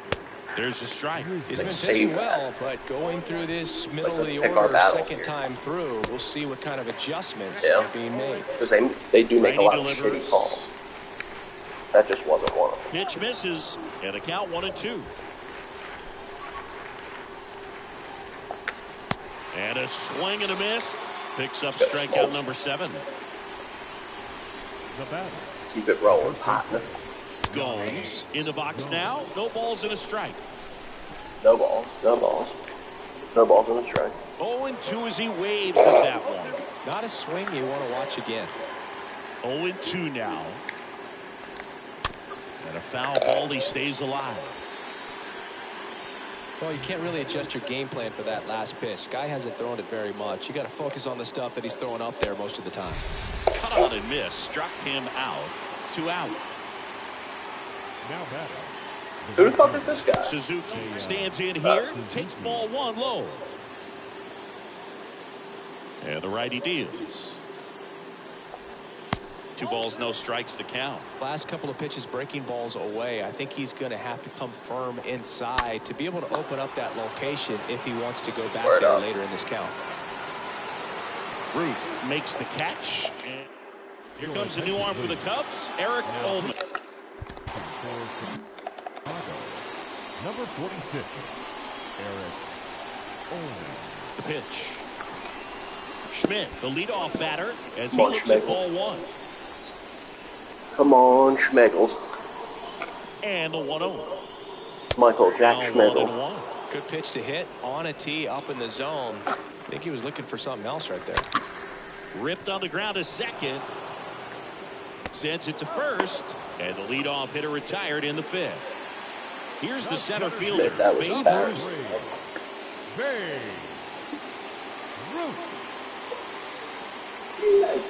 And the first pitch misses for ball 1. And the right-hander deals. Bounced up the middle. That's a base hit. So a man aboard now with 1 away.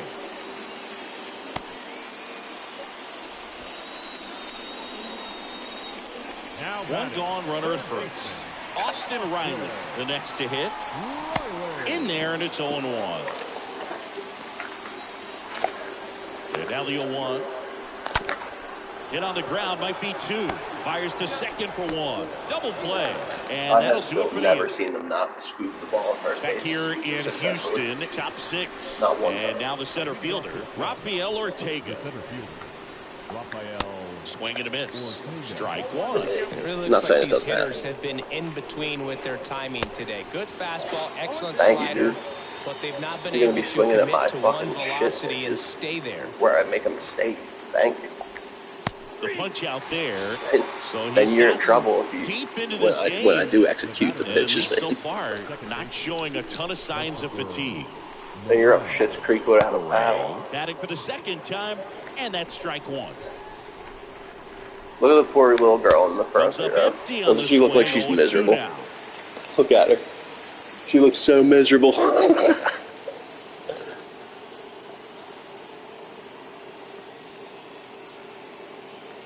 Is she going to do anything?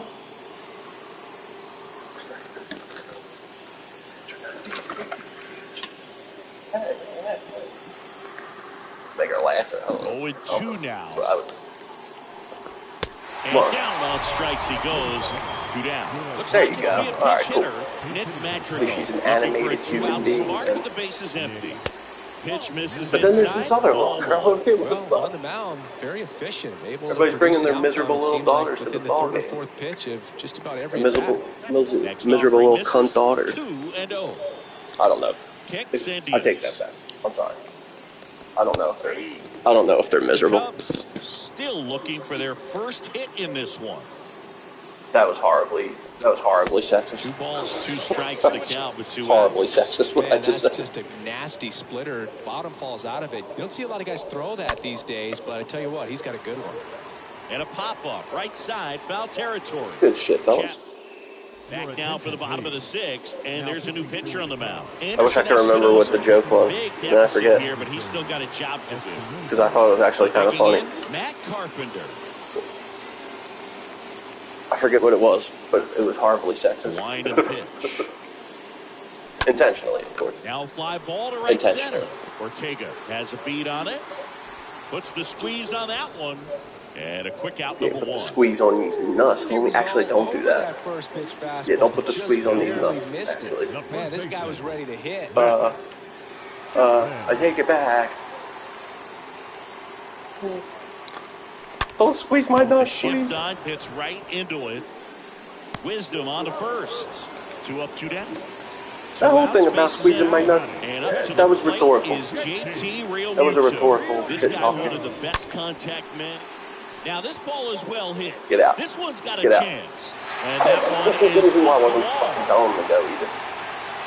Real Right. Muto into second. He might not have been able to get a triple anyway. Next So. to hit will be the pitcher, John Smoltz. The batter, the pitcher, John.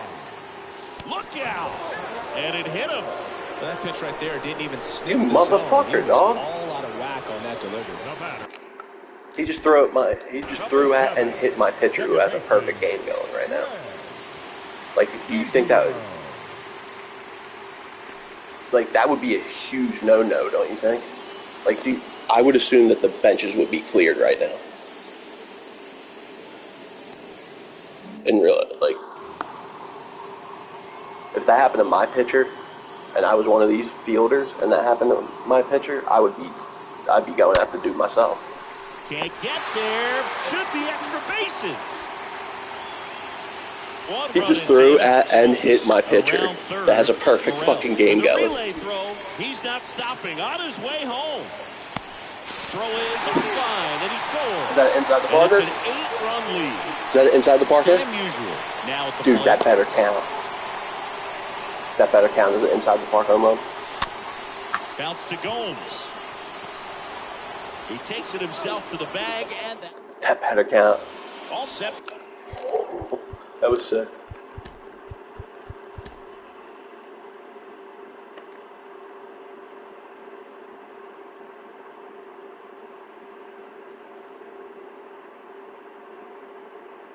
Who the fuck?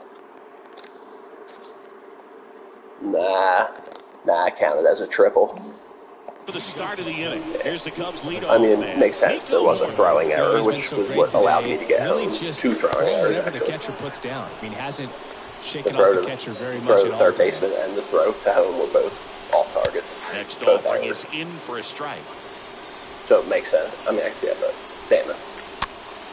This one I'll popped take it, up. shit. Foul ground first base side. Makes a nice running catch. One up, one down. And next for the Cubs, Ian Happ, the Happ Daddy. I wonder if anybody's ever tried that before, though. Like, if there would be a manager petty enough to tell his pitcher to throw at a pitcher that has a perfect game going. To, like, try to either get him ejected or, like, knock him off his pet. Like, That's through there for a strike.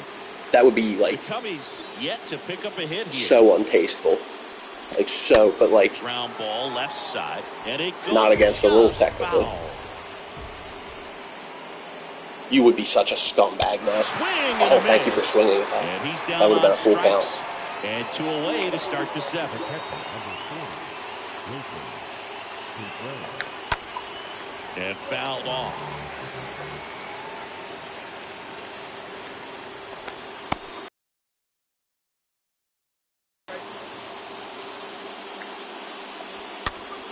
And it's fouled away.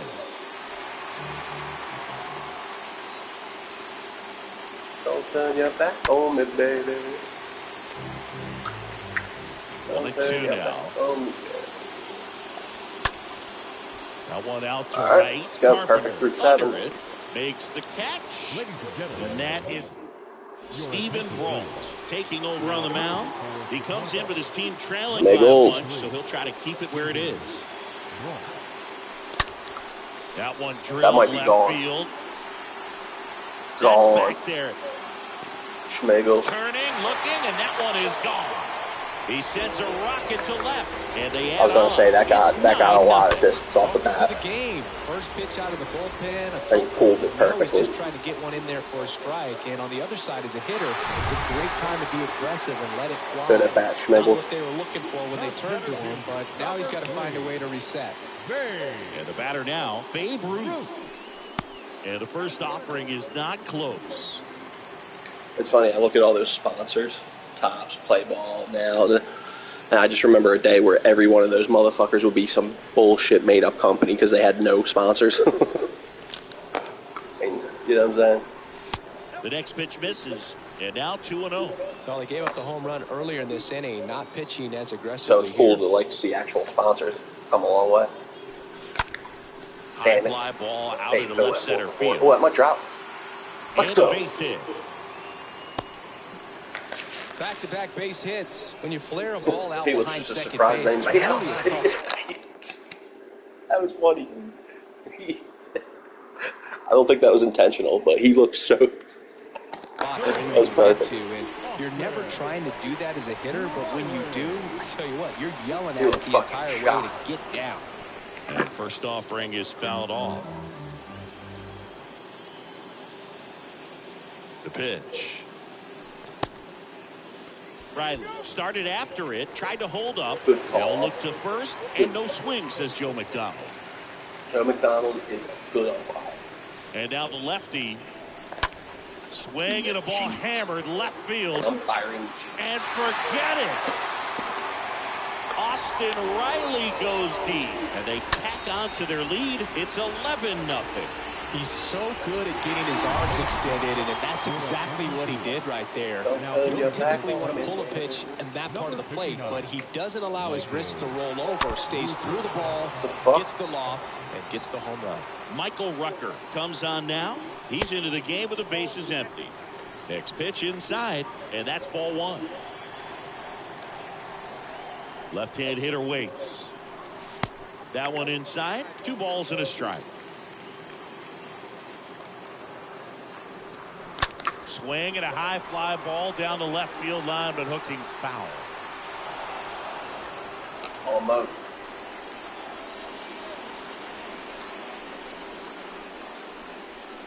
Next pitch downstairs, and the count's full. Right-handed reliever. Swing and a ball lifted in the air left field. Pretty well they struck. got the shift on too. And that one hops the wall. Let's go. He's in with a double, and that's his second double of the night. So take proper at bats with the next July is the players of the month. First baseman Matt Chapman. The July monthly award. Out to That's a center. meatball. Ortega in position. Hard not to swing at that motherfucker. Come on. And puts the squeeze on that one. Runner tags at second. He makes it to third. Good base running to move up with only 1 out. And now this is an RBI opportunity with Real Muto. Cool. Perfect. In there for strike one. Some guys are just more confident they can track that first pitch out of the hand of the pitcher. They don't care if they fall behind. Oh, he's got a triple and a double. At the belt and fires. Line there's a single. Makes the grab, and there's 2 I didn't mean to do balls. that. Throw behind the runner. Whatever. It's a fucking 11-0. Welcome back at the plate. Patrick Wisdom. Smoltz back to work. The third baseman. In there at the knees for a strike. And a foul ball. Don't turn your back on me. Swing and a miss, and he is down on strikes for the 3rd straight at bat. The first baseman, number 7. Gomes now at the plate as he swings through strike one. Next offering misses, and that's ball one. Oh, you Hit on motherfucker. the line, and that's a base hit. And that ends the perfect game bid. Ruth hustles to get it in. And they hold him at second. Game through 7 Maybe and this 1. is going to be the moment they start the comeback. Oh, And this, now, yeah, you think? Seiya Suzuki. I wouldn't go that far, one's dude. in there 0-1. They might have ended the perfect game. I don't Next think this is the offering moment is where they start in to for a come back, strike. though.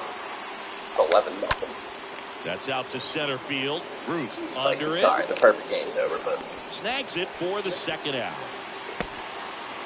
it's not like we ain't going to win. Rafael Ortega getting ready to hit. Now that. First pitch, and that's in for a strike. Ortega. And a foul ball left side. 2 outs and 1 in scoring position. That one the other way. Makes the grab, and that'll end the inning. That sucks.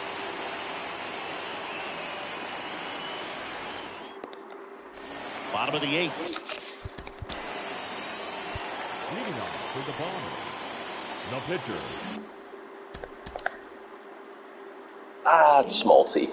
He's actually, I do want to try to get him a complete game for the parallel level of XP. And there's the strike. It might be time to choke up a little bit, get that front foot down early, maybe even just spread out. He's really late right now.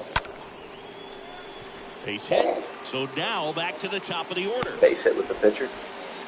Well, pitcher comes through, Boog, and now he won't let his teammates forget it. Anytime you rip a line drive the other way, Biggio's got a triple and a single, too. About what you did at the plate. You trusted your hands, you let the ball travel, and you took the barrel straight to it. That's great. Go.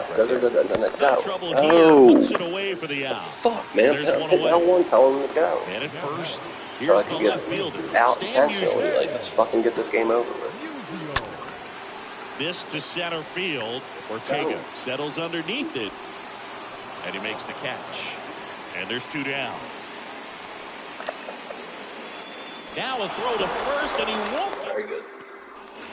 Back here at Minute Maid Park. And stepping in is the speedy Christopher Morel. Lifted in the air, right field.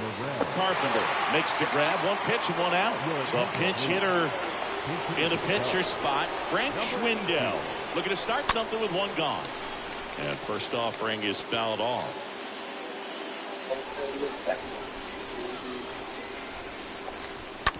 That's to third. Riley fires to first, and they're down to their last out. Back to the leadoff spot in the Cubs lineup. Smoltz got to throw 1 here hitter. is Nico Horner. And first offering is fouled off. Ground ball right side. Steps on the back. I mean, dominant start. 11-0 But your final it score. always sucks to throw a 1 Singleton hitter. and our entire outstanding crew here at MLB The Show. I'm John Shambi saying so long. Good shit, boys.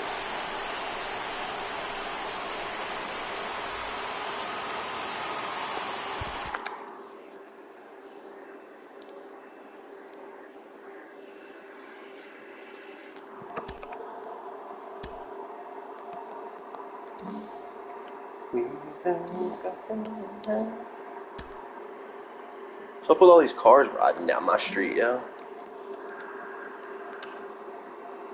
Must be a car accident or something.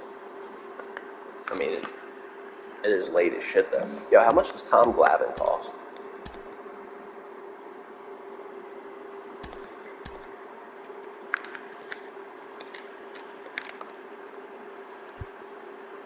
$19K?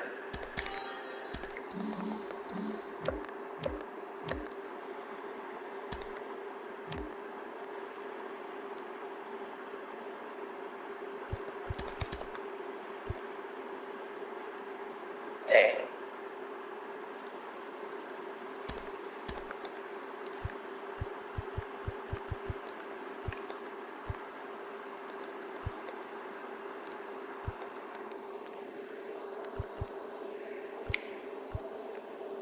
I think that's awesome. I love that.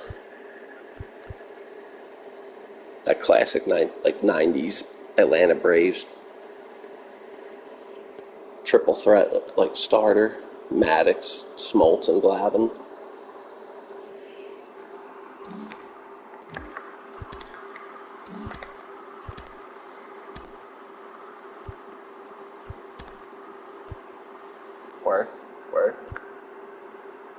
We're moving. Jose Miranda.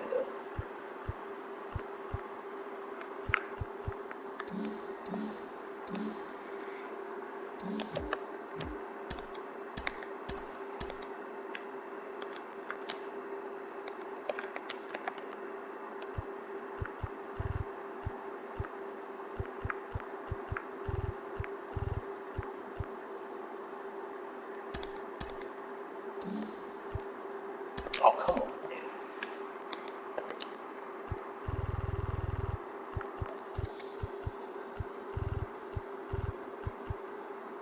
$54K. Nah, I don't have them. Okay, fuck it. Okay.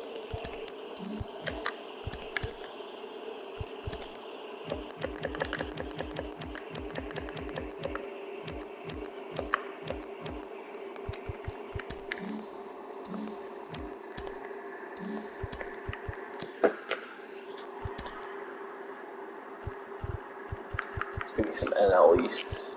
Let's do NL East matchup. The Mets are the other 80 overall team, so I guess we'll play them.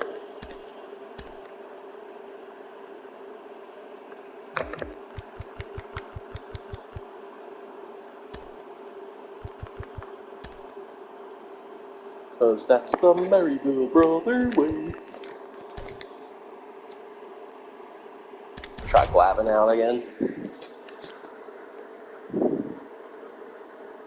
I might as well lock them into the collection because I'm not going to sell them. Now that I have those 3 Atlanta Braves starters that I was just talking about. Now that I have all 3 of them. Set to go. Leading off, Jeff McNeil. And a pitch. Off the afternoon for the Mets. In for a strike, and we're underway. Whew. That was nasty. Left-hand batter waits. Strike 2.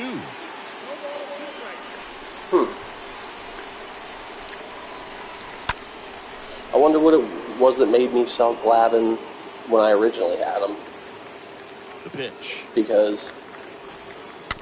And that one fouled off. I fucking gotta say, I love his windup and delivery, and I love his pitch selection. And there's one down. Here's Brandon Nimmo. I don't know why. I don't remember why. Next offering is down low. And that is ball 1. Swing and a miss, strike 1. Nice warm day here, good baseball weather. Does that change anything, Chris, especially for the hitters?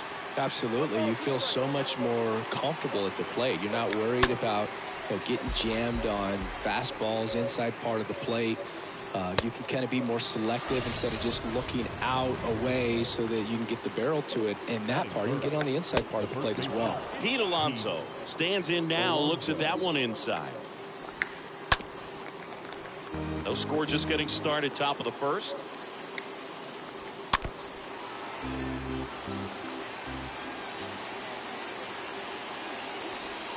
Got him. Strikes out the side. Yeah, I don't know bottom why. of the first. Here's I the got rid of speed threat. Glavin Craig Biggio. before. The wind of the pitch. And that And a foul ball. I had to give an opinion. Well, who would have thought Jacob deGrom as a college shortstop and then a 9th round pick by the Mets was going to turn into this good of a pitcher? Back-to-back Cy Youngs in both 2018 and 2019. We're facing DeGrom. All right, bring it on, bitch. Oh, please tell me I put the difficulty up. The wind to kick the pitch. Yeah, I think I did. Yeah, that's downstairs. Yeah. There's an outside. Yeah, Boog, just incredible. You look at that benchmark of 200 innings, comfortably over that in 2018 with 217. Okay. And the sub-2 ERA, like I was saying, just bring it, dude. Impressive at 1.70 to lead the league. Because that's the Maryville brother way. 2-2 now. They say you win. McCann to first. One gone, bottom half of the first. Just not a good pitch to swing at. One reason he's an everyday player is he usually lays off of that jump. Digging in. Stan Musial. First pitch, not close.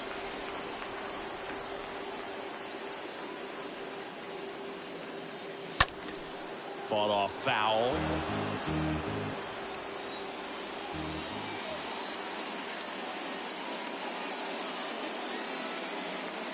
That misses. And a count 2-1.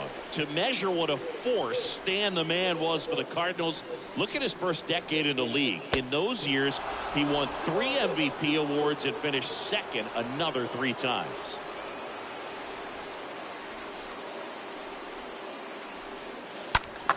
Popped up to the left, into foul ground. Guillorme puts the squeeze on that one, and there's 2. That was a perfect pitch to go. And now the shortstop, Mike Schmidt. This guy with big-time power and an elite defender.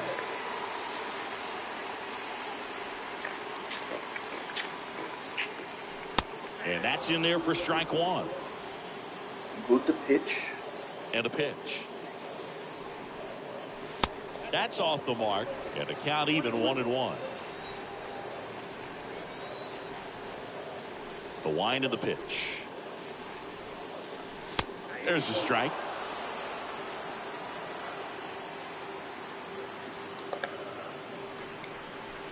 That one misses. 2 balls, 2 strikes.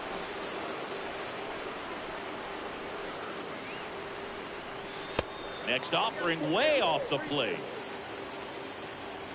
And a payoff pitch. Good plate appearance there. Able to take the walk. Babe Ruth digs in now. Good contact guy, good defender. Pitch misses inside. Ball 1.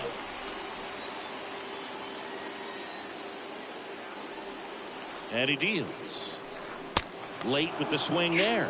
Good fastball going early until they show they can make some good contact. You keep on throwing the pitch. 1-1 now. And there's a ball.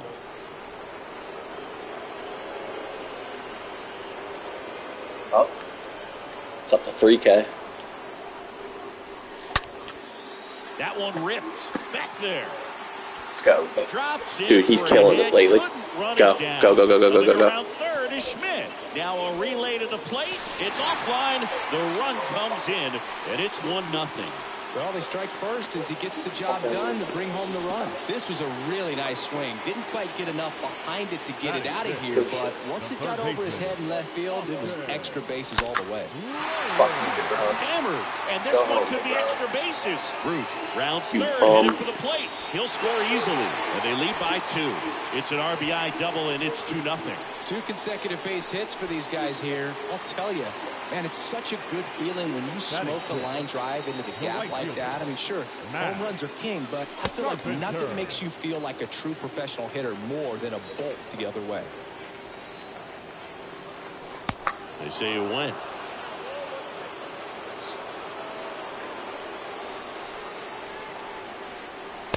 Next offering is down low.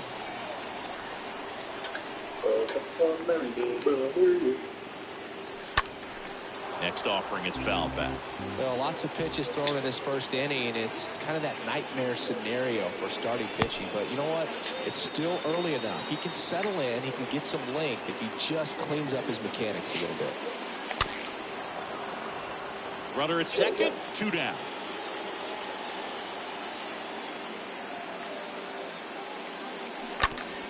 To third. Guillorme to first. That ends the end. Top of the second. Starling Marte up to hit. Glavin back to work. On the ground to short. Sends it across the first. Marte retired. Now up to hit Francisco Lindor. In there, and it's 0-1.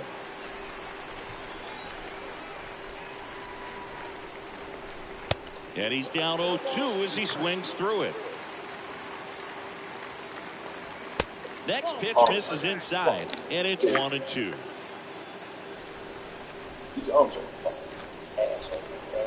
Good eye right there.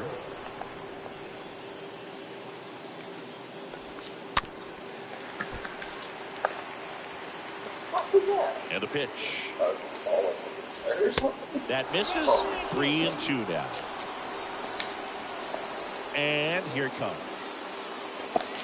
Swing and a miss. Struck him out.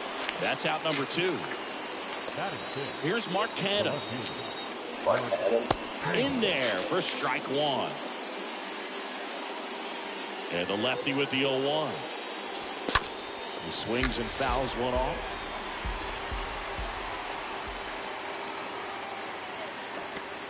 The next offering misses. And the count is 1-2. Next offering is fouled back. 1-2 now. Swings through that one. It's a strikeout. Back here at the ballpark, bottom half of inning number 2. Yeah, like I want to put Piazza back in and shit. Damn. The first baseman. And a good fastball to start him off. Strike 1. Fucking July monthly reward. Righty to the plate. Oh, that got away from him. And he's going to reach on a hit by pitch to lead off the inning. That was Real Muto. JT Real Muto steps in. A guy who makes an impact not just at the plate, but also in the field. And first offering is fouled off. Oh, no, but who was that then? That was... Who is that? Is that Austin Riley? Or is that... Oh, it's Chapman. So, damn, that's still... And the pitch. And that one goes straight to the backstop.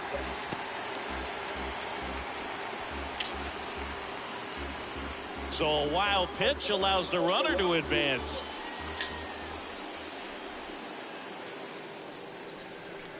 Next offering is in for a strike. That was absolute gas. Triple digits on the gun. It's just a different experience as a hitter watching that go by.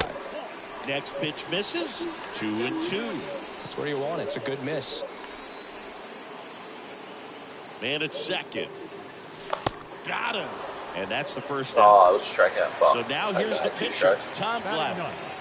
The pitcher, Tom Glavine. Swings through that one. 0-1. Glavine got all right. He's got some fires. And he gets that fastball by him upstairs. I think he was sitting off speed there. Runner leads away at second. The other way. That's a base hit. Right past his coach, headed for the plate. I want to try to get the pitcher in RBI. Damn it. The tag out. It's like, obviously, you shouldn't send him right there, but I want to try to get the pitcher in fucking RBI. Motherfucker. Hey. Left, right, left.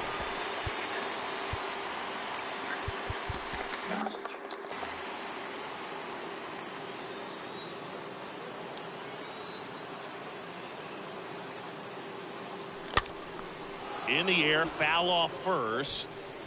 No trouble here, puts it away for the out. And that'll do it.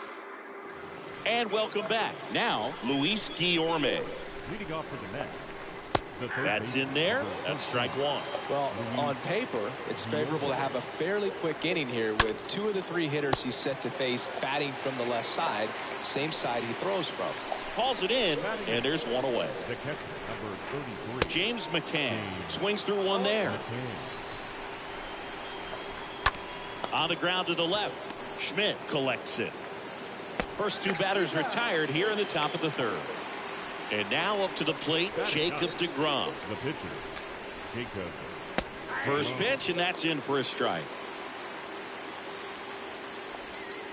Next offering is in for a strike. Next one misses. It's a ball and 2 strikes. The pitch. Swing and a miss, and he's welcome back. Set for the bottom of the 3rd. Now the left fielder, Stan Musial. deGrom back to work. In there at the knees. Strike one.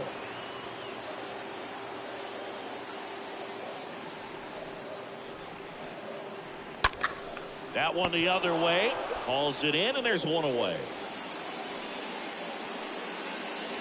Here's some real power at the plate. Mike Schmidt. He's not going to get cheated up there. No, he's not. He's looking to do damage with every swing he takes. And he swings and misses at the initial offering. And Mike Schmidt had the rare blend of elite defense and big-time power. An 8-time National League home run leader. Only Babe Ruth has more home run titles. Next pitch just misses. Going to count 1-2. Righty delivers. On the ground right side. Base hit. So they get a man aboard with a 1-out single. Really nice job, a 2-strike hitting in that at bat. Just a simple ground ball the other way that had eyes on it, man. Sometimes that's all you need to do. Just let the ball travel, put the ball in play, and just hope it finds a hole. Ruth stands in now and watches strike one. The pitch. Strike two. Oh, this guy's so comfortable hitting with 2 strikes. Even a good pitch early in the at-bat. If he's not ready to pull the trigger, he's not worried if he gets to an 0-2 count. And you talk about Schmidt's defense. He was rock solid at the hot corner. Fielded his position with so much grace and confidence. The next pitch misses. 2-2. Yeah, what's up, bro? Right-hander kick steals. Line drive. And that one gets down. Fair ball. Lead runner holds at third, so 2 runners in scoring position and just 1 out. Here's Austin Riley. Now batting, the third baseman, Austin. Swing and a pop-up. McNeil. How do I get under that shit, man? Come on, that just killed the sack fly. That's out number 2.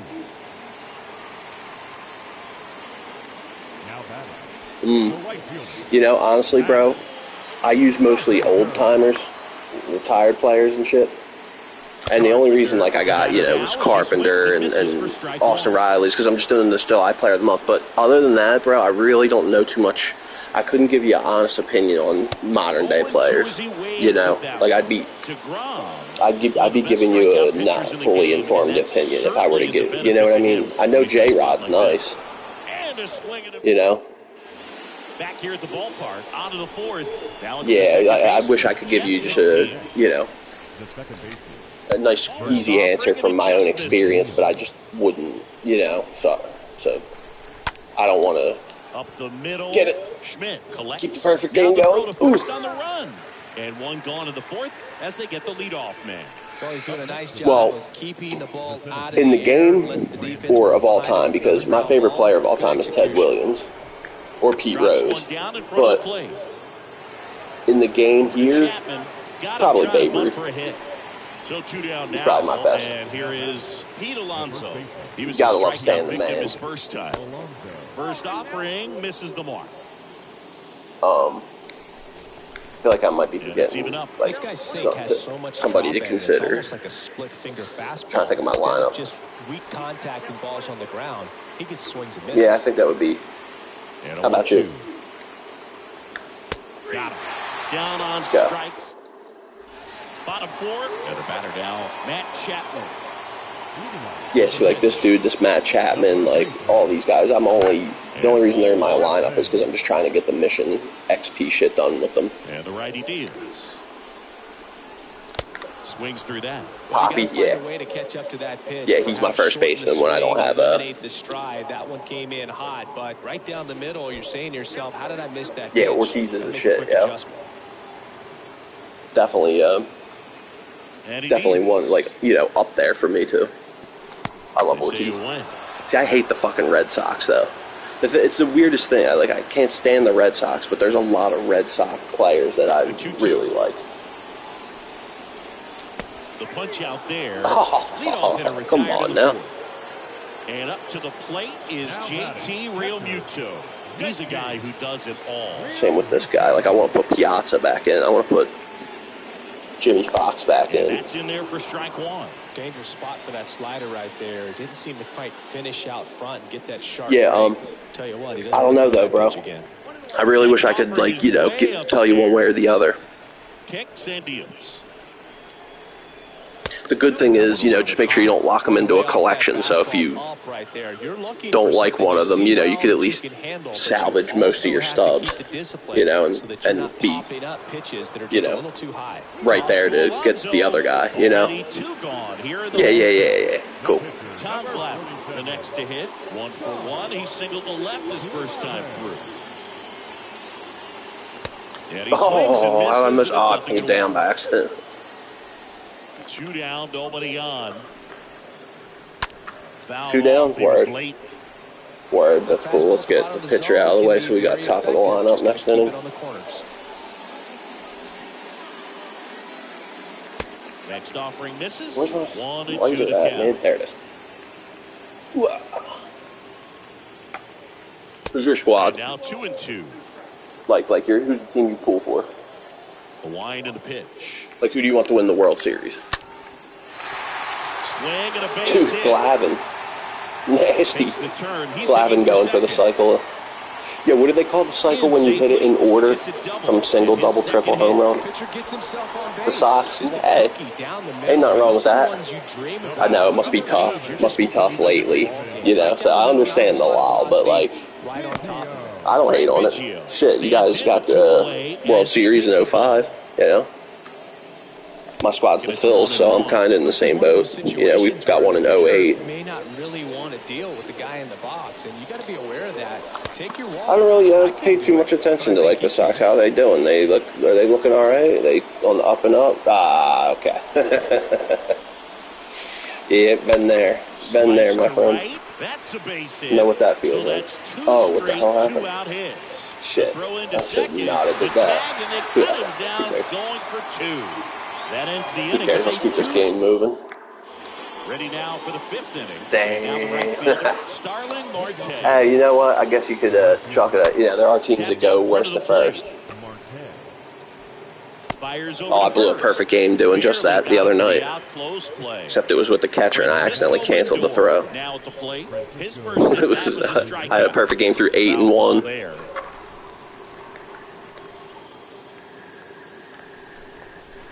Next offering is in for a strike. I think we got one going right now. Hitless so far in the game. Hey, swing and a miss, struck him out, and 2 away now. Good shit. Yeah, I don't know why I sold this Glavin before, but I'm definitely keeping it. In the box for the second time. No, not particularly, but like I've been playing the show its entire existence, you know. So like I'm like because of that, I'm good enough to like. Swing and a miss. So I should, but no, not particularly. Is that your thing? Foul ball. Looking sharp, just a strike away from 5 shutout innings. Matter of fact, I played the one ranked season game I played on 22 the other day, and had Nolan Ryan on the mound. Dominated this motherfucker for 9 innings, but when I was on offense, it was your typical strand runners on second and third. And hold on, let me get my phone open, because for some reason the fucking PS5 doesn't show whole comments. I mean, I don't understand it.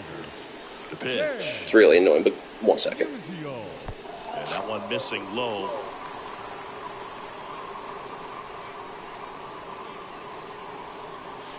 And downstairs. Shit, word up. Like, this is your chance to throw it right down the middle and not worry about it. Yeah, you like playing online? You must be like on the younger side, you know? Because like I grew up like kind of on the fence, kind of, to where like I played a lot of single player stuff growing up, so like I kind of like playing against the computer and shit, you know. Whereas I know a lot of you, like, you know, a lot of you guys like a couple years younger than me and shit just seem to like just not, like, I don't know, you guys just seem to not be able to, like, play against the computer, you know? I understand. Yeah. Come on. Get out. No, go back. It's only 3-0. Let's not be that guy yet. Stepping in the long ball threat, Babe Ruth. I want to get the game over. I want to get through the game, but, like, let's not be stupid here. 3-0 could be... How do you fare in, like, your ranked seasons? Usually do all right? And, like, to tell you the truth, too, bro, that's how you get better. If you're, like, people that are scared to play online, you're never going to get better. Or, like, you're going to, you know, the way you get better is by getting your ass kicked. In anything. In anything.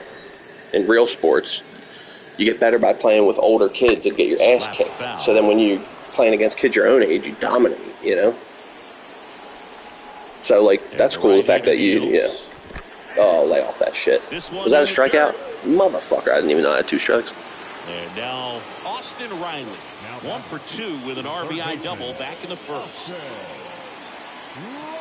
Yeah, definitely. You know what I'm saying? Like, that's how on FIFA, you know, there's like a good couple year period where when I wouldn't be streaming or whatever. Oh, you lucky. Yeah, I think he might be the card where even though I'm like predominantly in a retired, like, you know, old-timer lineup, I would, like, if a modern-day card is good enough, I will make an exception. He'd probably be one of the cards. Nice. Did you pull him or did you stack for him? All right, there's 2 outs anyway. They take the 4-7. And welcome back. Here's Luis Guillorme. Glavin back to work. Off the mark there. Ball 1. And I forget what the... So there was a period where, like, when I wasn't streaming or whatever, I'd be in a party with like 3 or 4... Yeah. Same. Same, except instead of buying Soto, I bought, like, I finished, like, the live series collection, and, like, you know, I got Nolan Ryan, and, like, you know, so I did similar, but... Oh, it's a full count. Jesus, God, I didn't even notice. And I just throw a fucking sinker that... Oh, that was close to... Oh, there it was. And foul ball. He's so announcery. Bring back Matt Vasgersian. In the air, fairly deep. I don't even really like Matt Vasgersian, but this guy, Jesus. All right. James I keep McCann in now. So, I'd be in a party with like 3 or 4 kids from England, right? And they all swear by FIFA. It's like the only fucking sport they care about.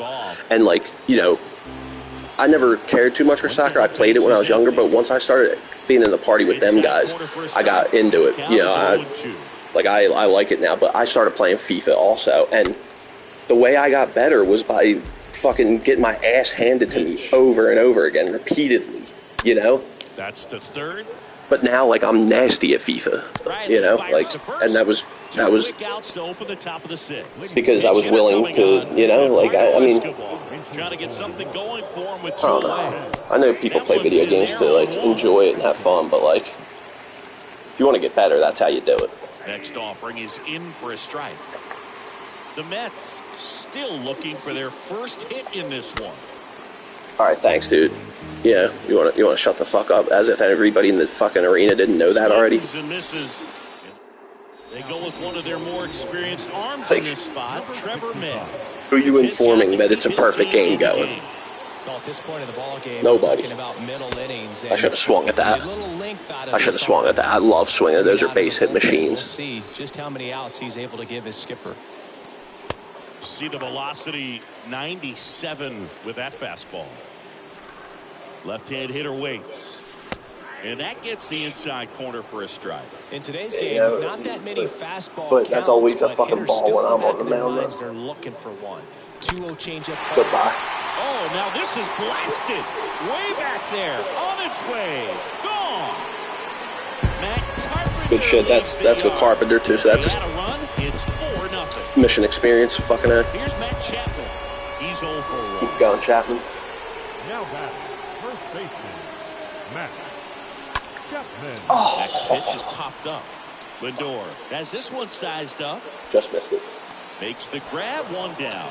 Boy, that was a hanging breaking ball right there. Yeah, tell me about it. Too much. Sometimes those eyes tell me about it. Big. I think his swing supposed to park those motherfuckers. That's what caused him to pop it up.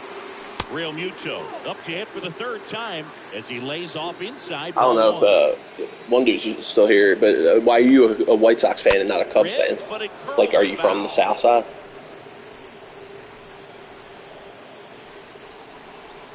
Or is it just like your dad was a White Sox fan or something? Slice the other way. Go, that's a base hit. Makes the turn and heads for second. And that's a double. Tom Glavine getting ready to hit. Oh, you're a Red Sox fan, not a White Sox fan. Oh, fuck you, dude. I don't like you then. Psych, just kidding. Check swing, went around. You meant the Red Sox, though. Oh, shit. I don't know why I thought you meant the White Sox. And here it comes. That one pushed foul out of play off to the left. My uncle lives in Boston. He's a fucking Red Sox fan. Yeah, nah, Right like, to the plate. I'm like kind of ass backwards than most like baseball fans that like the Red Sox and hate the Yankees. Got him looking.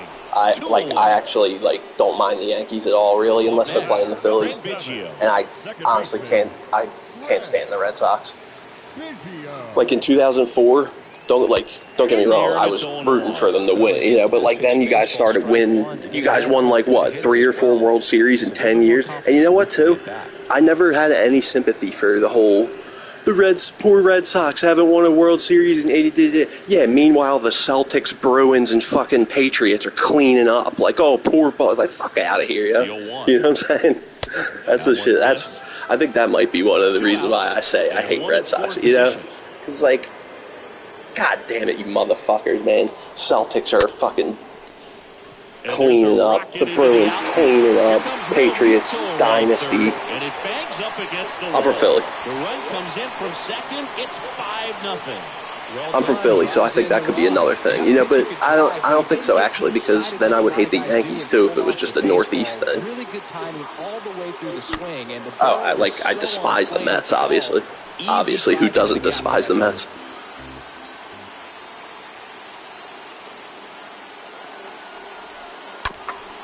Oh yeah. Yeah, man, you know it. Yeah, I'm Philly. Philly, through and through. I'm not one of them weirdos that lives in Philly and roots for the fucking Cowboys. Up the middle. Like, what kind of a scumbag are you? Cowboys fan. Like, clearly you're just a bandwagon from the 90s dynasty. Like, and no problem. You know, that's all good. But still. A new pitcher in the game, Drew Smith. Like, you know, to be honest, like, I mean, I say I hate the Red Sox. I don't really hate any team. I mean, unless they're playing the Phillies, really, you know. And there's a foul ball. Then I only hate them because of the circumstance, you know. But it's like, I don't know. I think it's what I was just saying. About, like, you always hear about poor Red Sox fan, the curse of the Bambino, 86 years, this and that. But, like, nobody ever talks about how if you like any other sport besides baseball and you're a Boston fan, you were doing pretty good. Like, you were parading down the fucking street pretty often. Now, if you're like only baseball, well, I don't usually like put out exactly like, but like I'm like young enough. Basically, like when I was like a kid, like my era was like Donnie Mack, you know, Westbrook, you know, T.O. when he was on, like that era, you know, Allen Iverson. Yeah, like that. Swing and a line drive at a right field makes the catch. That's like when I was a kid, you know. Brandon Nimmo up now for the Mets. Once the Birds won the Super Bowl, though, like I'm good. Honestly, I haven't followed football at all since then. To tell you the truth, haven't done fantasy. I used to do fantasy football every year. The wind of the pitch. Yeah. That's strike two. Yeah, so like I'm probably older than you, but like I'm not that old, you know. Schmidt should have this one. Like I'm still squeezes it, and there's two away. I mean, compared to you know, you're probably like. I mean, clearly you're not a young bull. You know, you're not like a child, but like you're young. You know. He swings and misses at the initial offering. Yeah, I believe so. I believe so. See, that's. Oh, you gotta be kidding me! What are you doing, Carpenter? They're first of the ball game. There goes the perfect game. God damn it, though. Oh yeah. All right, so you're not that much younger than me. And he's into third with a 2-out triple. Yeah. Okay. All right. Word. I'm sure he feels really good about that one. Everyone's trying to elevate Word. the ball in today's game. Another like a little more context too, as far as my uncle was an NBA ref for like 30 years, my entire life basically. Well, not basically. He was a ref for my entire life up until when he retired in 2018. So, like, I've basically grown up sports, you know, like, from These guys are great. Early on. They have the ability to look out. Yeah. It was cool. On the inside pitch. Dude, all right. So you said you're 21. Oh, hell yeah. Yeah, here. Here is Austin Riley. Oh, hell yeah. In the dirt, blocked. Hold on a second. All right, so you're 21. So you know, remember in the finals in 2014, Spurs Heat, Kawhi Leonard gets those 2 free throws and he misses one, and he makes the other, which allows when the ball goes down the other court. That's when the play happens where Bosh tips it out to Ray Allen, and he takes that step back 3 in the corner, and it ties it up. My uncle is the ref. My uncle's the ref raising his hand right there for that shot. The play where Kyrie hit that nasty step back, like fade away in Steph Curry's face in 2016. My uncle's the ref right there with his hand up. Like he was he refed. Not only did he ref like playoff games, but he refed finals games. And he was like a ref. He was the ref for a lot of like recent, like, all-time crazy, great moments, you know? And the first pitch misses for ball. Yeah, bro. Yeah. Yeah, I used to get, like, down onto the Sixers, like, when my uncle would be reffing a Sixers game. We used to get like down on the court after the game, like, you know. They're the probably. Are they the best? I think if they're NFL refs, I think are the best paid officials. Lifted in the air out to but left. NBA refs do very well. Like he's brings it in. Definitely wealthy, you know. Now it's Matt Chapman. Is it NFL refs that don't get paid shit? I think it actually is NFL ref. NFL ref gets paid the worst, not the best. And first offering is fouled off. And it might be NBA refs that get paid the best. What's up, bro? But yeah, he did well. A little out front there as he swings. No. Yeah, I think I'm wrong on that. Because they do fucking suck, don't they? Yeah, another thing, too. You remember Tim Donaghy, the ref that got, arrested for betting and, like, fixing games and shit? The righty deals. He's from this area. Like, a lot of NBA refs are from my area, you know? Like, but he grew up here. That dude was the quintessential example of mom and dad paid his way through everything. He was a little shit. He was like one of them fucking entitled douchebags whose parents paid his way through high school, paid his way through college, all that. So there's like a field house basically where, like, you know, I played summer league basketball and all that, but my dad was the commissioner for, like, that. You know, he ran all the boys' sports shit, so he had the keys for the gym and all that. So I guess, like, he let my uncles go in and play, and that ref, the dude Tim Donaghy, was playing with him. My Uncle John was telling me the story about he was about to fuck that dude up. They had to, like, hold him back, you know, like, because, and this was, I think, honestly, this was before Tim Donaghy even became a ref. Swing and a miss, and that's strike two. As a matter of fact, sells the changeup with that arm action. I don't know if I could do it now, but I'm looking at a picture of my uncle and Michael Jordan. It's got MJ, and he's, like, crouched down. He's got the typical MJ, like, are you kidding me face? Like, and now it's Frankie Lindor. You talk about elite like I would be able to if I started a live stream on my phone, I would be able to, like, show that picture, but, you know, I'd have to end this stream and stuff. But just missed. Yeah, we go beyond. But yeah, and then I have another picture of it's my uncle Tim Donaghy, ready, and then it's Jordan, Rodman, and Pippen. And supposedly the story behind it is that my uncle made a call that Rodman did not like. You know, so he started, like, arguing, and that's kind of, I guess, that's where someone snapped the picture. But it's my uncle, that ref Tim Donaghy, and then those three. And then if you're wondering, like, when Tim Donaghy, when all that shit happened with him, like, my uncle was never accused of, like, fixing. He wasn't, like, you know, people always ask me that when I, you know, start telling these stories. You know, he was no, like, even in his book and all that shit, like, you know, and that's knowing the context of, like, him and my uncle's brother John almost getting in a fight, you know what I mean? Like, so, like, you would think if he had anything against my uncle, he would have, like, accused him of something, but he didn't. Rightfully so, because, yeah, dude, you should hear some of the stories my uncle tells about Joey Crawford, about, like, when they go out after the games and shit, like, you know, like when we're down the shore, which, honestly, I don't know why I'm not down there. Literally right now is usually when I'm down the shore with them, with that side. That's my dad's side of the family. You should, like, some of the stories he tells is fucking awesome. Yeah, dude, I swear, I say to my dad all the time, because my uncle is my dad's little brother. So, like, that's, you know, and I always say to my dad, like, dude, someone's got to interview him, man. Like, you know, someone should sit down and interview him, because he became a ref in 1990. So think about that. That's the tail end. That's literally in the midst of the bad boys, of the bad boy Pistons. So that's literally in the midst of Jordan's rise, and that's the tail end of the Larry and Magic era.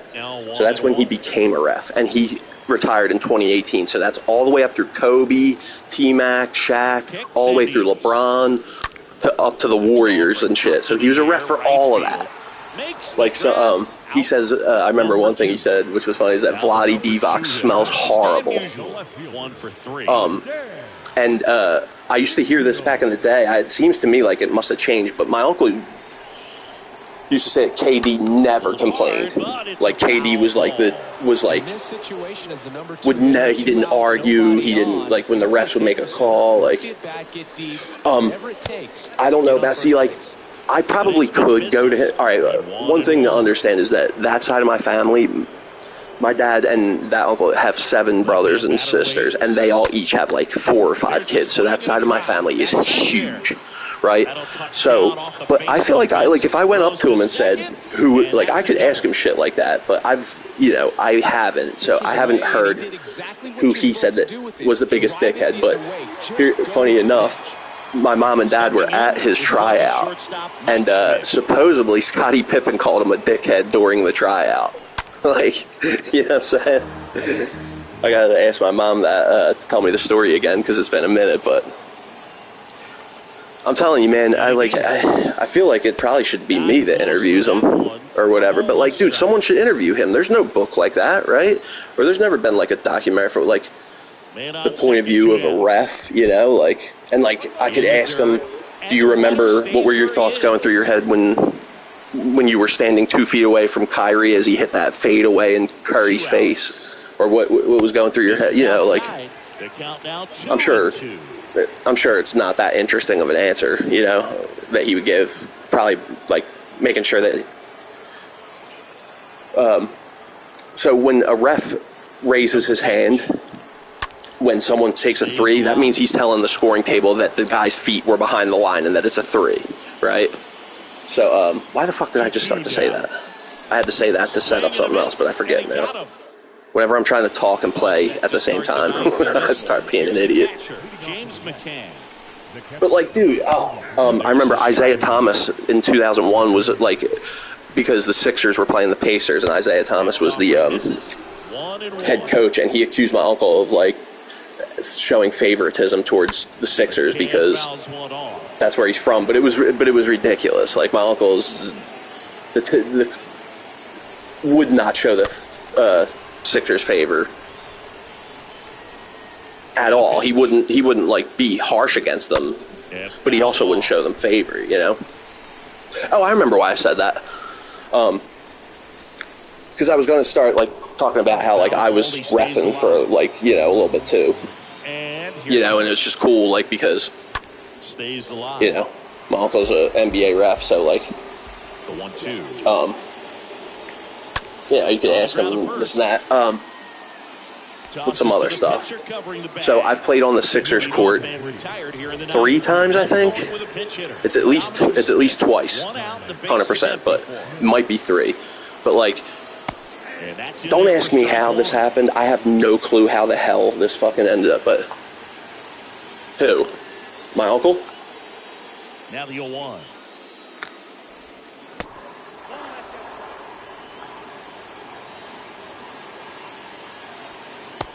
Oh, come on, Glavin. Duke Callahan, number 24.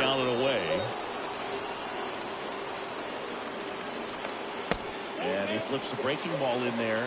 That's another thing that like you don't hear that I know just because, but the lower the number on a ref, that's like kind of like a sign of like, you know, being a veteran. You know, like the newer refs have the higher numbers. Yeah, we already blew the perfect game anyway. Who gives a shit? Drops for a hit. He couldn't run it down. Won't make a difference. And he's got a double. So, all right. So, what I was going to say was somehow my dad and Allen Iverson's mom were in touch. Don't ask me how. I have no clue. But it was like I never asked him that, honestly.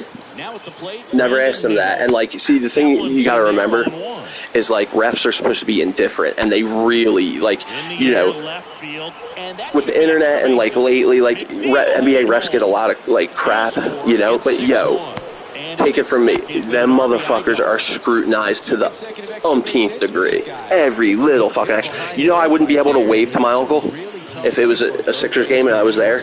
I could wave to him, but he wouldn't. He wasn't allowed to wave back. He never would wave back. Like, so you're not even allowed to do that. you know, because that like indicates, I don't know, I guess it supposedly indicates maybe there's favoritism going on because he's waving to his nephew in the don't ask me, but the point of me saying that is that those guys are, every little thing is scrutinized to the max. So like, man, I wish I could somehow like keep the stream going and like show this picture of my uncle and MJ. I don't know where the one with the other one is with Donaghy and the three. It's around here somewhere. But all right, so back to this had nothing to do with my uncle being an NBA ref, but somehow my dad and Allen Iverson's mom were in touch, like to where we were able to play on the Sixers court after a game. Like a bunch of people from my summer league. I invited a bunch of kids from my school, and we all played like a game basically after a Sixers game on the court. Like, you know, like, and this happened like 2 or 3 times. But the one time specifically, this was like, I don't know. Don't ask me how. I don't know how like my dad got and Allen Iverson's mom like even got in touch to where they had like the phone number and shit. But so there's the one specific time where, you know, we just got done playing on the court and Allen Iverson's mom is there, like, you know, and like we're, you know, it's my mom, my dad, me, and like my friend, and we're like basically like it's just we're like thanking her, like, you know, thank you for being so nice and gracious, you know, like appreciate it. And then my mom, who's always wanted to do this, and God love her for it because this never would have happened, but so she goes, is he here still? Is Alan still here? Like, you know, like, you know, and you could tell like she was instantly like, I don't know, like I'll have to let me go, and she was like, let me go ask him, let me go see, you know, and I'll come back. So she goes back into the tunnel and she comes back out and like, you know, she's like, all right, yeah, come on, but only like you guys, like only you 4 can come. So we go back and dude, AI pulls up in this maroon Bentley, yo. Oh, it was sick. Pulls up in a maroon Bentley. It's like him and his, you know, he's got one of his boys in the front seat or whatever.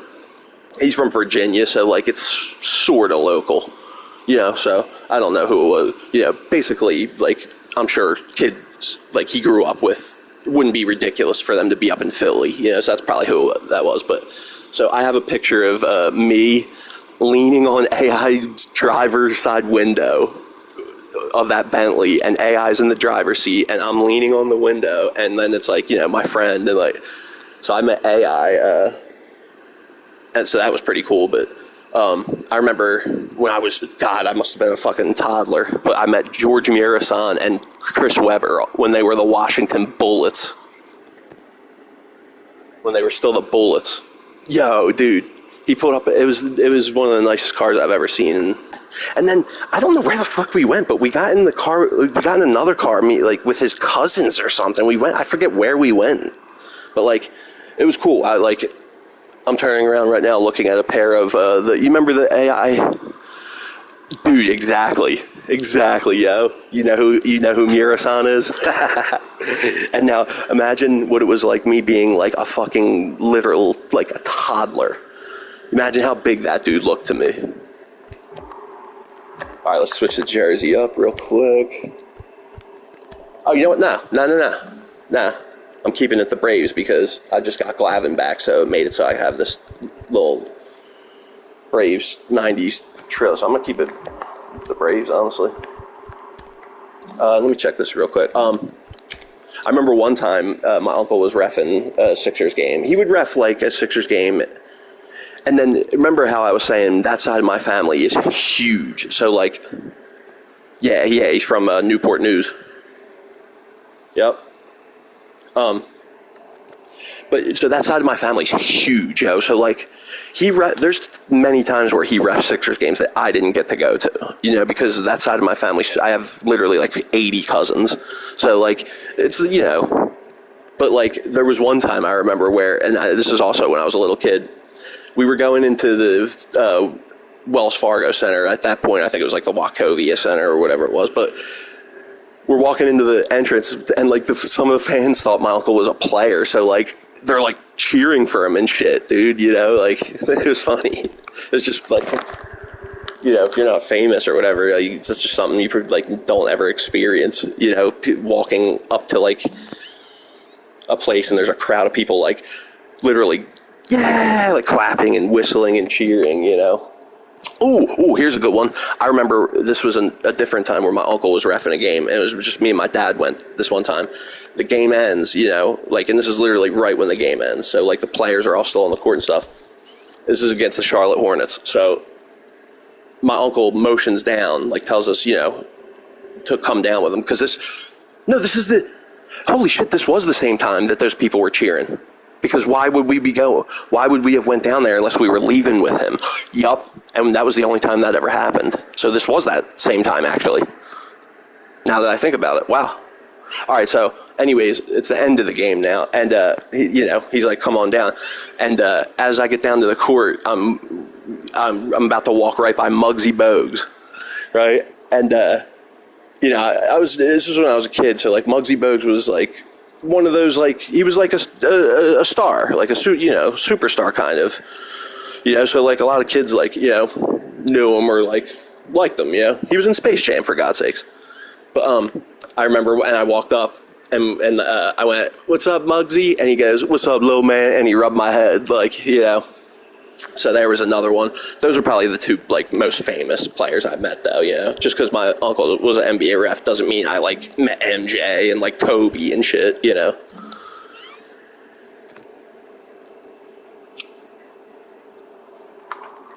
I should have took more advantage of because yeah, this doesn't have anything to do with my uncle being a ref, but I work down at the Wells Fargo Center, which is where the Sixers and the Flyers play. Hold on, real quick. Let me just check this so I can, like, get a game started. I know I just checked it, but I completely forget everything I just looked at. Yeah, it's pretty cool. Yeah, because it's like, there's so many humans in the world. How often do you get to interact with, like, famous ones, you know? And I'm the type of guy where if I meet a famous person, just saying what's up is good enough for me. I don't need an autograph. I don't need a picture. None of that shit. Like, I got my memory is good enough, and just saying, "Yo, what up, bro?" Like, because that happened in Vegas. Me and my boys went to Vegas like a few years ago, and it was actually, as a matter of fact, it was when UFC 200 was happening. We were in Vegas during that, and so we were staying in the MGM, and all over the fucking place was UFC fighters. And, like, all my friends were meeting UFC. Hold on. 10, 9, 8, 7, 6, 5, 4, 3, 2, 1. Dodgers. But, every one of my friends was, like, yeah, we went out there with a group of, like, 10 of us. So, and, like, every one of them was meeting UFC fighters left and right, except me. Right? Let's go with Maddox, because Smoltz and then Glavin was the last two games. Right, so I'm going out to, like, smoke a cig or something, and I see a limo driver standing there with a sign that says Nate Diaz. And I'm like, oh, that could only mean one fucking thing, that Nate Diaz is in this hotel and he's going to be walking by at some point soon. Like, so I stand there and wait, you know, 20 minutes, half hour. Two of my friends walk up, like, yeah, they had just gone, so, "Yo, what you doing?" And I told them, like, "Yo, Nate, I think Nate Diaz is about to walk by." And they, like, you know, of course they had met plenty of UFC fighters by this point, so basically it was a thing where they were like, "Oh, cool, all right, see you a little later, bro." Like, you know, they weren't going to stand and wait with me, but I hadn't met nobody yet, so I was trying to meet, and then it was Nate Diaz, and this was right after he choked Connor out. This is like, literally, that was his for this, but anyway, so it's like an hour walk to my room, and don't you know, coming down. And if you know, like, the MGM, if you know, like, the MGM Grand, if you know the rapper Tupac, like, there was the night he got shot that led to him being killed, they jumped some dude, the dude that ended up shooting him, as a matter of fact. They jumped him in the lobby in the MGM, and you have to walk right by that spot every time you go up to your rooms. So I'm walking right there, basically, and that's right where I see Nate Diaz coming towards me. You know, I'm going to walk right past him, and exactly what I was just saying. I go, "Yo, what's up, Nate? What's up, bro?" And you could tell. And the 1-0. You could tell he thought I was going to be asking him for a picture and autograph because, he instantly looked right down at my hand. My hands were like at my side because I was walking, and he looked right down at my hand because you could just tell he was expecting to see a phone or a pencil and some paper, you know. But just saying what up was good enough for me. You know what I mean? That's always how I am, meeting celebrities or whatever. I understand people that flip out and shit, but basically I was saying that just to say, how often do you get to meet a celebrity? So it's cool when you do. This one high in the air to left center. There'll be other ones that pop into my head too because One down. I just usually don't think about this stuff too often. So And now it's going to be Dave Portnoy. Is he the dude from Dream? Is that the dude from Dream Theater or something like that? Swing and a high fly ball down the left field. Dude, I'm wheezing my ass off. What the fuck? Like a whistle over here. Just a little bit late. See, otherwise it stays fair. Okay. What I was about to say is I'm basically, when it comes to modern celebrities, modern sport, I'm pretty much illiterate. You know? So, gives them the lead in the first. It's 1-0. I know I recognize the name Dave Portnoy, though. What's that? Is that a band? Barstool? And there you go, babe. My man. And he handles it himself for the out. So now it's the 4-hole hitter, Babe Ruth. Obviously a guy who makes that wasn't Babe? Who was that? Stan. But one of the Good things shit, Stan. in today's game, the value in the fact that he hits both righties. I think that was Stan. I don't fucking know. And first offering is fouled. Okay. That's fucking cool. Anderson ready to work. Oh, okay. Way outside, and that is ball. Yeah, I know I recognize that name. I've definitely heard that name. You know. This ball's chopped on the ground. Damn it, babe. Out number 3. Who is it that went yard? Because I'm not exactly sure on my lineup right now. New inning getting started. I don't have it memorized.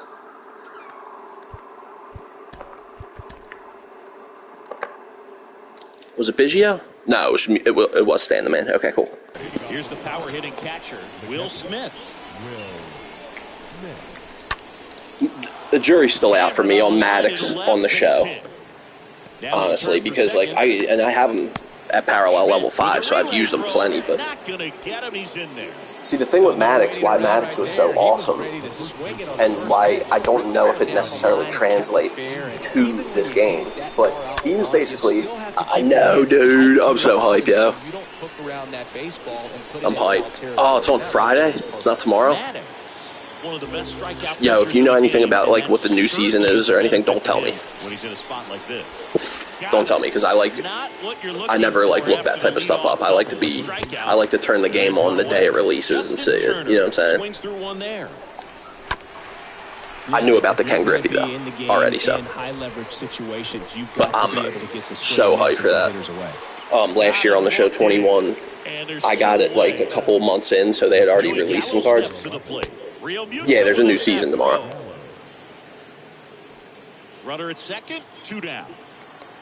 It's not just a new program; it's a completely new season. Yeah, don't tell me. I mean, it's not a big deal if you do. I just I do that with everything, video games, movies. I never look at early footage or early release anything. You know what I'm saying? I like to experience everything when I'm seeing it or playing it for the first time. You know, I get why people want to see early release gameplay for because you're excited about whatever it is. But I've kind of gotten good at training myself to push that urge away because I really like putting it on, we'll just use the show as an example. I like loading the game up that day and seeing what the new thing is when it releases. You know what I'm saying? I don't know why I'm like that, but yeah, no big deal if you do that. That one hit to right. See, yo, I'm telling you guys, you should stop shifting on me because I've been playing this game long enough where I know what pitch to look for to do that with, and I know what to do with it when I get it. Like, well to deep that's field right there. Got a pitch to fucking, drive. that's like Just clockwork stayed right there. nicely. Didn't quite have the trajectory to clear the fence, but you're always happy with an extra base hit. Matt Carpenter takes a ball here as he stands in now. Runner leads away. I don't know if you heard me ask you a little while ago, but like, what, how do you usually do on like your ranked seasons? Like, where you usually end up, like in the pack? Are you like, would you put yourself like as like better than average, one of the best, average? Like, do you do good? Do you fair? You know. Chapman gets a piece there. If I were to just guess, I'd probably say it's like you probably win most games, but like you do lose in the air right here and there. field. But tracks it yep. for the out. That's exactly what that's what I would have probably said. You know, if I were to just guess, not knowing you, or, you know. Now it is JT. But like just you know, clearly you like are familiar enough with sports. You know. What's up, dude? There we go. Hell yeah, that's one of the July monthly people, so fuck yes. I want to get those done so badly so I could put like Piazza and Jimmy Fox back in and shit. But yeah, that's probably what I would describe myself as too if I were to be playing online against other people. I'd say like I imagine I would probably win majority of the time, but like there are people that would definitely be able to like hand me my ass, you know. But like on average, I'd probably win, you know, because that's how I am on 2K, that's how I am on FIFA, that's how I am on Madden. Like right there. I mean, this guy can struggle with the inside pitch at times, so I'd say you know, it's pretty effective if you can continue to command it on that slightly side. above average. Never like one of the. Here's a 1-1. The best in terms of like finishing first place, like, you know, or like what do you got to do to get that Bellinger? And down on strikes. What is that thing? Like, is it that you just got to play 250 innings, or do you have to finish like a certain? Yeah, 2K takes a strike. 2K is like the fucking the bar for sports games. Once they started doing their career modes like that, in my opinion, yeah, okay, so it's just innings. Okay, cool. I didn't know if you had to like win a certain amount of games or whatever, like you do on 2K. All right, so that's good to know though that you would like know what I'd be talking about if I used like if I compared it to 2K or like you know how like you have to win 12 games in a row or whatever to get like. I like how it's just play innings, so win or lose, you could still get it. But dude, 2K is the fucking. It's like once they started doing their career modes like that, in my opinion. If you don't do your career mode like that, then you're basically in the Stone Age as far as I'm concerned when it comes to sports game career modes. Because 2K's career mode is so fucking on point, dude. Same, bro. Same. My 2K20 team and my 2K21 team is unreal. I kind of haven't grinded 2K22 as hard, especially because after 20... See, I've had 2K since fucking... I couldn't even tell you, you know, but these last 2 years, yeah. Just a weak fly ball this time. That's dropping word up. These last 2 years on 2K20 and 21, I grinded my team really heavy, right? Dude, that really was, yo, and like, dude, I'm wheezing so much. But like, I kind of fuck with those cards, yo, like, because I feel like those are the cards that keep me playing 2K through like June, July, when it's like at the tail end of whatever the current one's lifespan, the new one's about to drop. Like right now.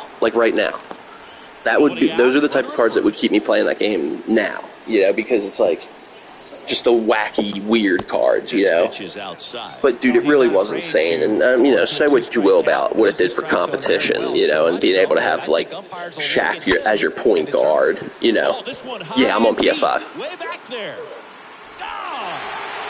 Yeah, I'm on PS5. This was actually like, I'm so glad I did it this way. But I went on eBay and I paid like an extra $200 or whatever. I like that too, but I kind of don't because it's like, you know how many guys, like, give it a couple years, we're going to look back and be like, dude, why did they ever think this guy was going to be a future star, you know? So it's like, that's cool, but like, yeah, exactly. How the fuck, like, I think with 2K, I think the way they're able to do that, where, like, unlike the show where the rights are provided by a players association, I think 2K is an individual, literally, and that's why Barkley and Reggie Miller, up until next year, this upcoming one, that's why those two were never in the game. But they're both in 2K23. I'm so fucking hyped for that. Did you know about that? Have you heard that? That Barkley and Reggie Miller are finally going to be in 2K? Oh, dude, how sick is it, yo?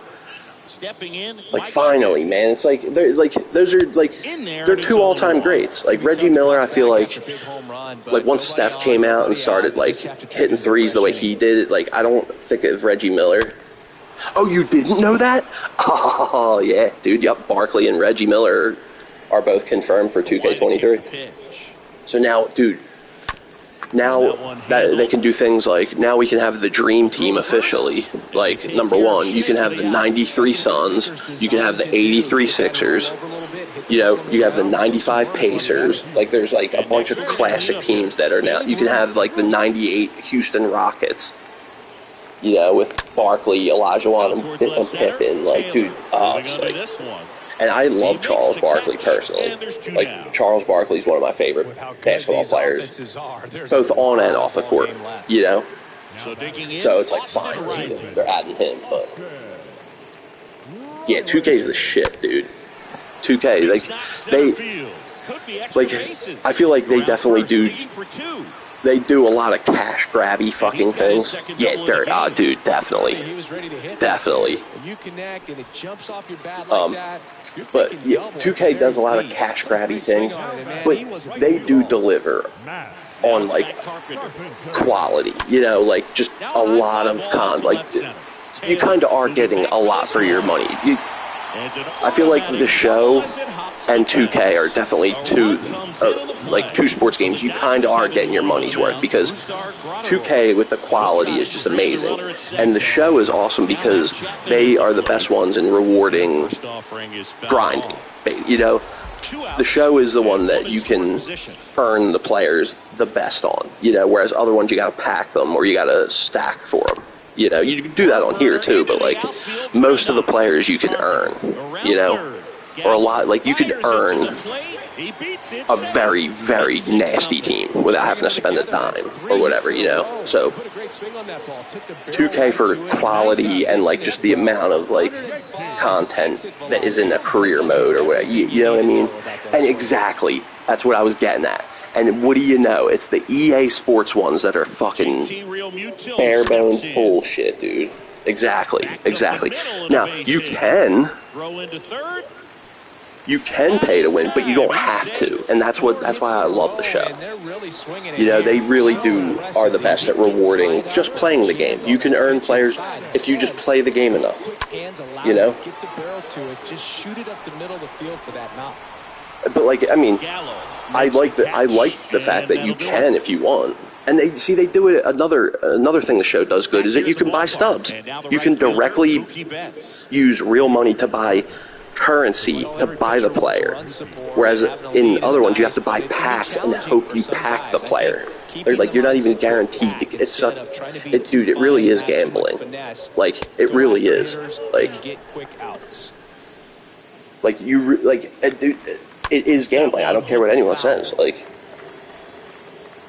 I don't believe that there should be like the law involved in it or whatever, but it is gambling. Like, I know I gamble a lot of my money away, but yeah, I just love the show for that. And the count's even at 2.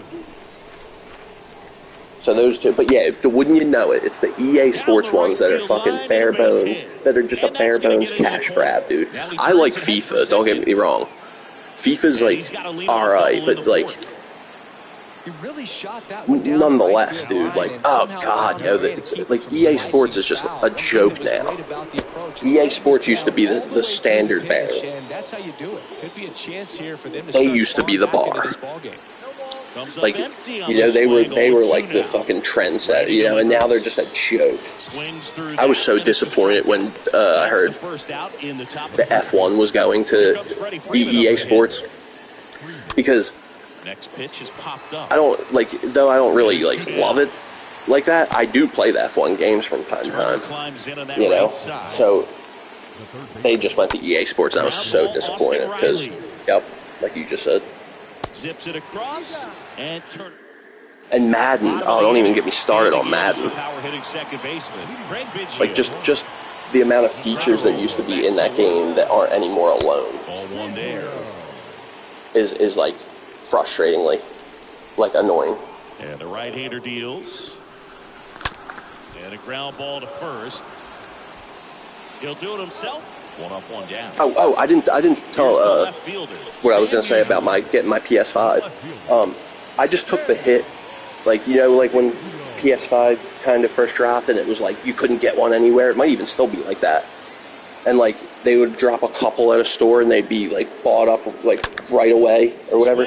I just said fuck it and took the hit and spent the extra $200, and it was the best fucking decision I ever made, because I've had my PS5 for almost 2 years now. You know, meanwhile, people are still waiting. Like, dude, like that extra $200 was worth every penny for being able to have. Like, I've had a PS5 for like already a while. You know, like I don't see why anyone doesn't do that. You know, like the people that buy them up and then resell them for a markup, like it's kind of scummy, but you can't knock the hustle. Yeah. So is all of my friends. Basically, I've always just been it's Schmitty. Get out. See, the thing is, like, it's definitely better, but at the moment, you're still good. Like, as far as, like, you know, like it's. I don't think it's at the point where it's like you have to get a next gen system, because there you go, babe. Because it doesn't seem like they've dropped a lot of next-gen exclusive games where you can really see the fucking difference, you know? It's like a lot of the games I play are PS4 games on my PS5, you know? But there are going to be those games that are going to start dropping eventually. Like, I'm waiting for that Hogwarts game, that Harry Potter drawing they're doing at the end. That's going to be so sick. But it, like, obvious, you know, it's way better, definitely, you know? Like, but at this point, you're good, honestly. But for me personally, like, it was worth every penny spending an extra $200, because I've had, even though it's not like, I'd say if you got the money and you want it, well worth it, for sure. But it's not something like I remember when I went from PS3 to PS4, and funny enough, it was 2K that made me do that, but I had watched something on YouTube, and at that moment, it became very clear that it's time to get a next-gen system. You know, because I don't believe it's at that point yet. As far as, like, PS5, PS4, and Xbox Series S, and Xbox One. You know? Like, because I saw a video on YouTube about 2K14's career mode, how it had cutscenes and fucking, and like when I saw that video, I literally later that day went out and acquired a PS4. Get out. Because it had become very clear that, like, the difference in the quality of 2K14 on PS4 and PS3 was staggering. Like, there was no cutscenes on the PS3 versions. You know what I mean? It's not. I don't feel like it's at that point yet, honestly, which is kind of salty, because, like, the lifespan of the PS4 generation seemed the snap of a finger to me. You know, and if we drop these next gen systems, but we're not exactly riding the next gen wave yet,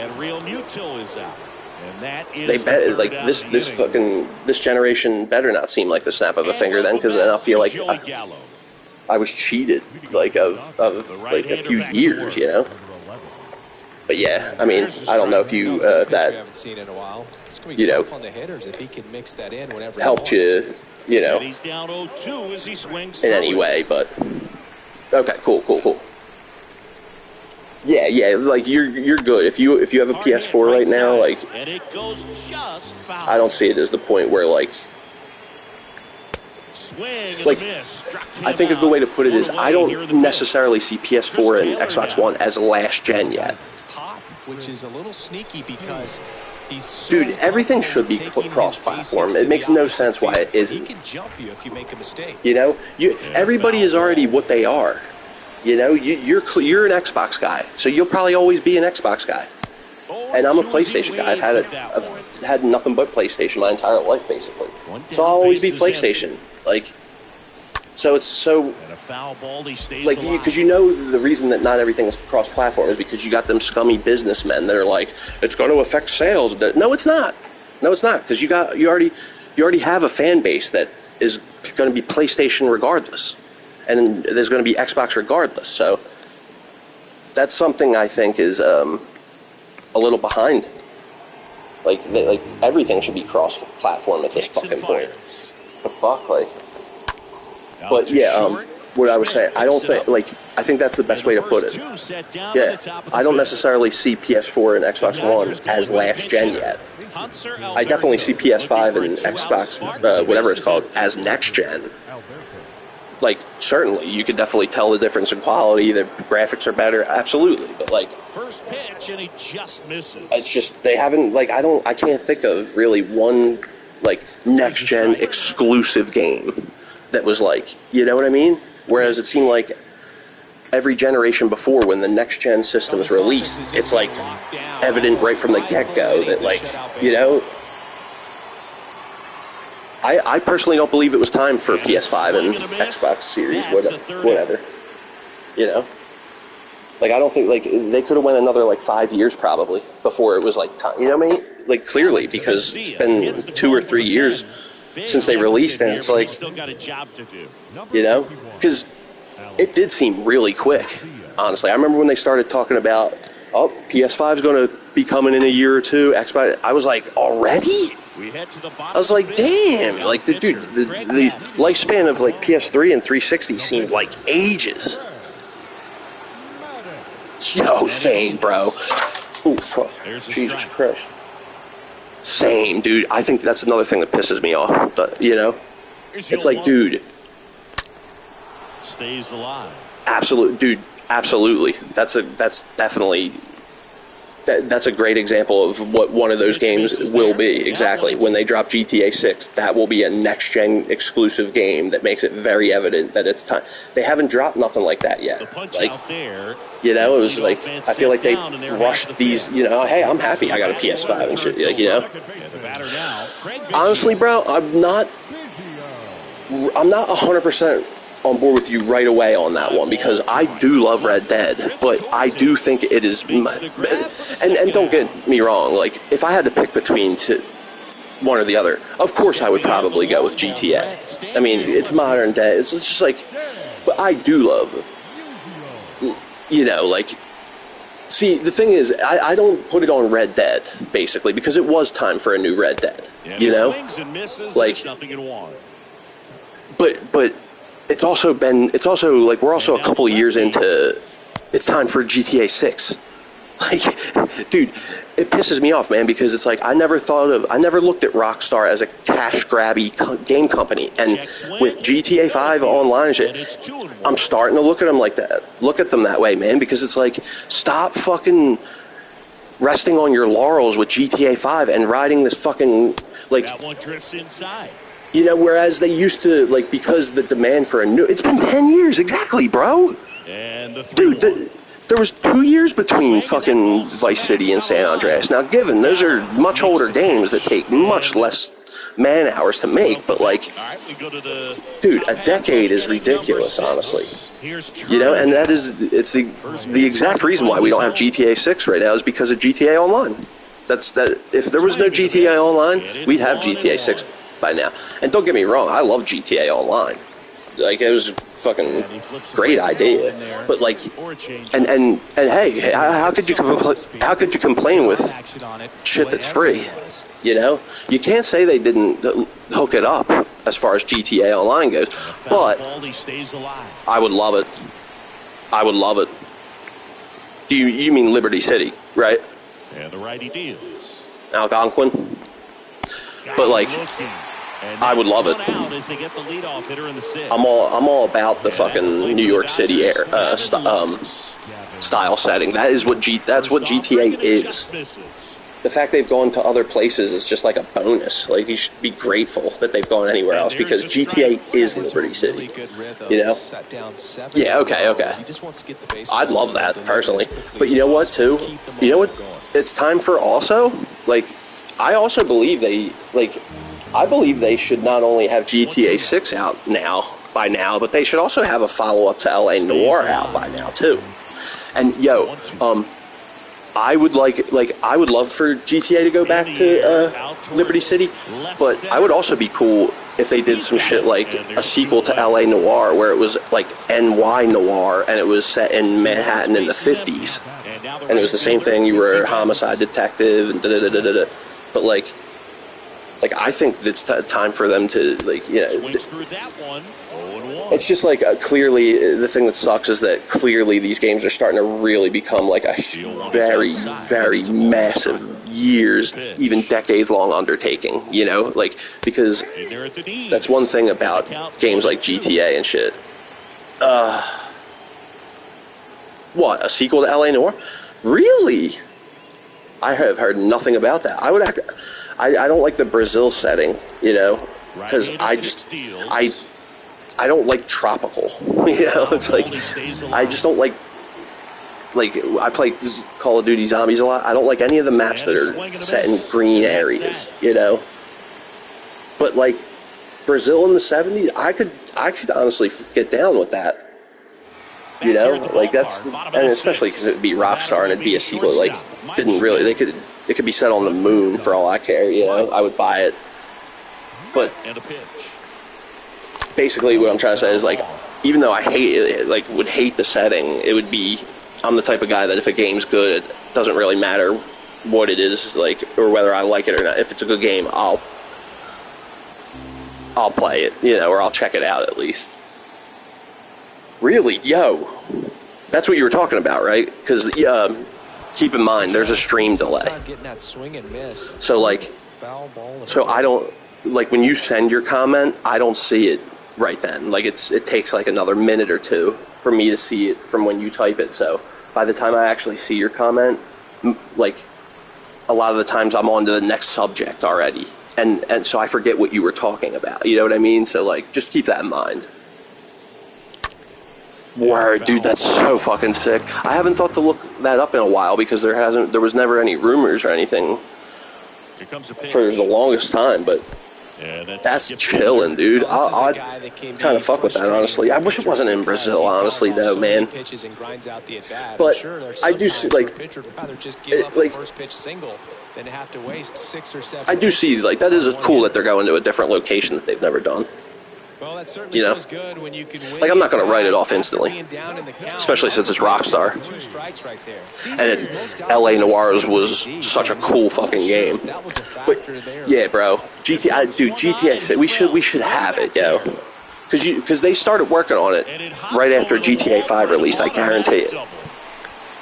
I guarantee that there was at least a team of however many people that were getting it started, because GTA 5, they started right after GTA 4 released. They took a vacation and then got started on GTA 5 right away, basically. And I'm sure they probably did that with 6. But like I said, these games are going to start being so, dude, the reason why Rockstar games are so good is because they take so long to make one.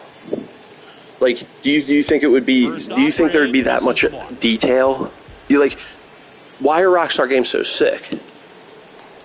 Yeah, I know. That means it's probably not going to be for another 5 years, because when they release it, they're going to release it a year and a half, 2 years. They're going to tell you when it's going to release, a year and a half, 2 years before that. So if we don't have a release date yet, yeah, bro, exactly. And people got to make this shit. It takes time, and but 10 years is fucking ridiculous, man. Even I give them all that benefit of the doubt, all credit for how hard it is. But, dude, 10 years? Come on, man. 10 years, not only 10 years, but 10 years where there was a lockdown for a year of it, where you're like, you know, yeah, they probably weren't, like, working with each other, but you could have been doing a bunch of shit, you know? Like, for a lot of people, the lockdown was timed, like, you know what, I want to end this game, so. Go. Oh, I'm so with you on that, though, bro. I need GTA 6 too. Because, like, another thing that's always so great about Rockstar is they're innovators. They're not imitators. You know, so, like, it's always great when they finally release, like, a long-awaited game because it's so cool to see, like, what the new shit they did. You know what I mean? Stays alive. But it's like, oh, they're taking so fucking long. And the worst part is, it's not that they're taking long. It's that they found something that has made them probably has made them close to $1 billion. Like, there's a reason why all that online shit is free, you know? It's because they're making money hand over fist anyway, you know? Yeah, exactly. Yeah, like, it's like when GTA 5 was going to be released. I remember it was supposed to be March, and then they, like, said, nah, it's going to be September, and people flipped. Like, I was like, I didn't get it. I was like, people, you understand that means that they went through and played it, and there was something that they didn't like, that was not working or was not right. And they're taking the time. They're not, like, they could just be lazy and not fix it, and you could get it 6 months sooner. But then there's going to be something wrong with it. And I don't know about you, but if Rockstar ever doesn't drop a masterpiece, it's going to, like, shatter my reality. You know, I'm like, it's going to make me question life the day that Rockstar puts out something that's not a masterpiece, you know? So if they need 6 extra months to make sure of that, and for me, take every second of that. I will happily wait that. If that means that the difference is going to be a very good game or a masterpiece, you know? And that's the difference between Rockstar and a lot of other motherfuckers, is that they will take that extra 6 months. You know? Dude, and exactly, and unfortunately that takes a lot of time, so it's like we're kind of doing a thing where it's like we're trying to have our cake and eat it too, you know? It's like we want a masterpipiece of a game that's like, you know, but we also want it now, you know? So it's like, but nobody that is a fan of those games or would blame that sentiment, you know? Like, because everybody, like, anybody that has ever played this game loves them. Anybody that says they don't love them is lying somehow. You know, they're either, like, there's some reason why they're saying, but it's definitely not that they really hate it or they really thought it was crap, because Rockstar games are like some of the best examples of what the good things and what a masterpiece of a medium video gaming can be, you know? Just go. I don't care. You know, when done right, video gaming could be probably the best medium, in my opinion. You know, like, movies are cool and all, TV's cool and all, books are good, you know. I always said comic books are like the perfect meeting between movies and reading, you know.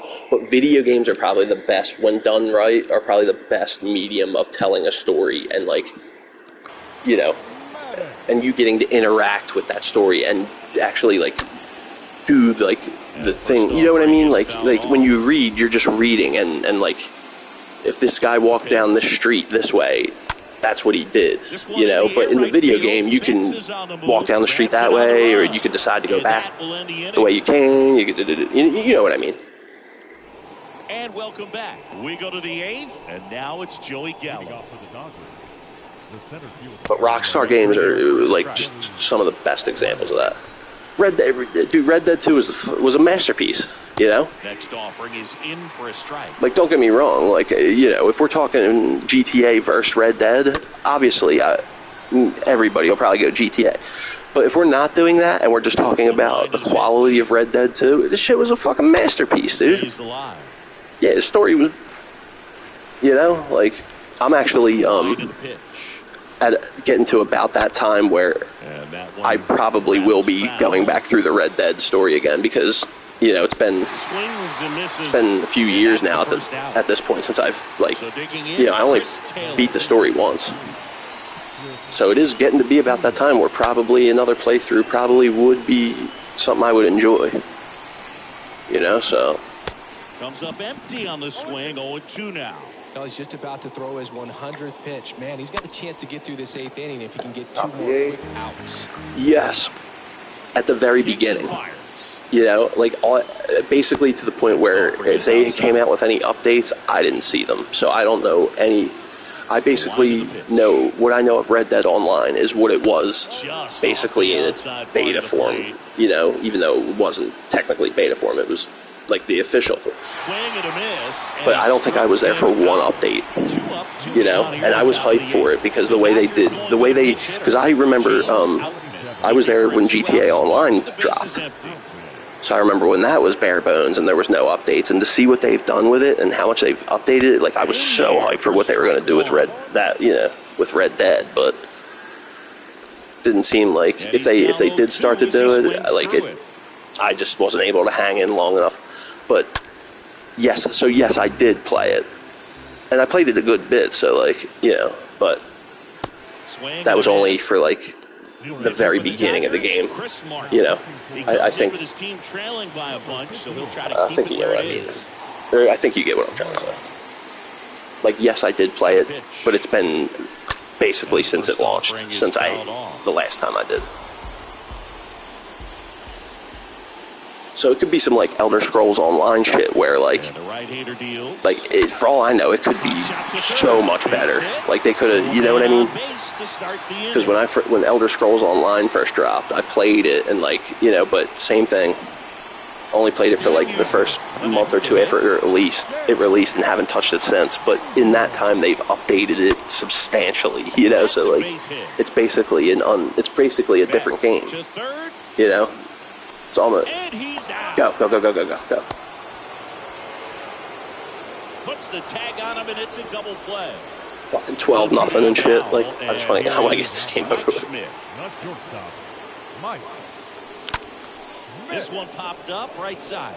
Freeman towards the line, and that is yeah, man. I play 2K and FIFA.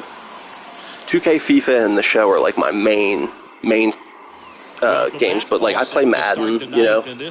Here's Trey Turner. Yeah, I play a whole bunch, you know. I play NHL, but NHL is probably the one that I'll never buy.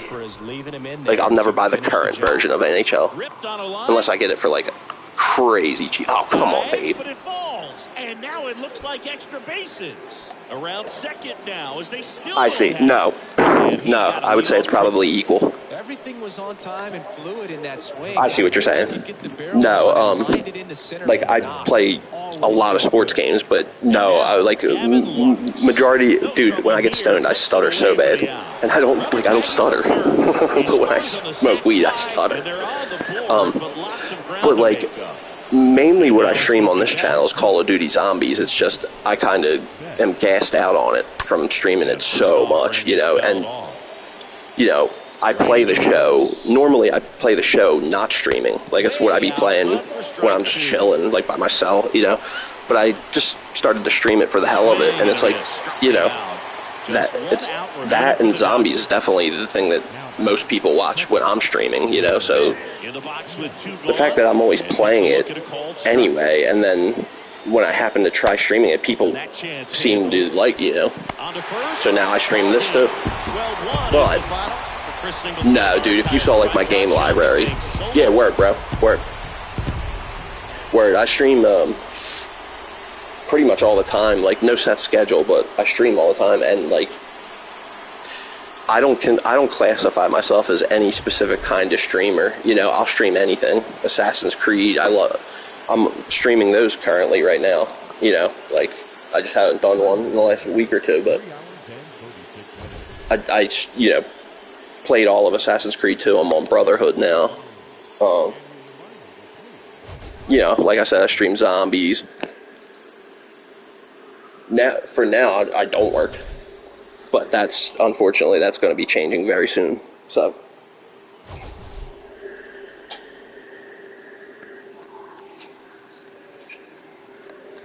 Yeah, no, I'm unemployed right now, but, like, you know, I have to get a job.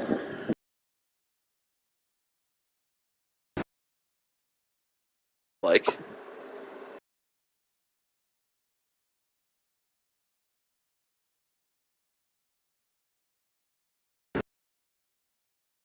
see, because, like, I've basically been working since I was 14, but when COVID started, I got, yeah.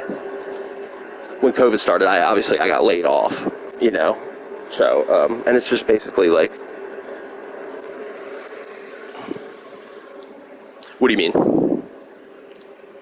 Like, work-wise? No clue, bro. Or do you mean, like, on the show? Dude, sorry. I don't mean to keep doing that in the mic. What do you play? What's like your type of shit? Yeah, no clue, bro. No clue. Nothing fucking interests me. Like, not to say that nothing interests me, but nothing jumps out at me. I was going to be a teacher. I was going for education, you know? Like, I pretty much have an associate's degree completed, you know? I need to, like, take those last few classes. You know, it was when COVID hit, when I stopped going to school, you know? And I was trying to be a teacher, but teachers are the literal definition of overworked and underpaid. So if it's not your passion to be a teacher, then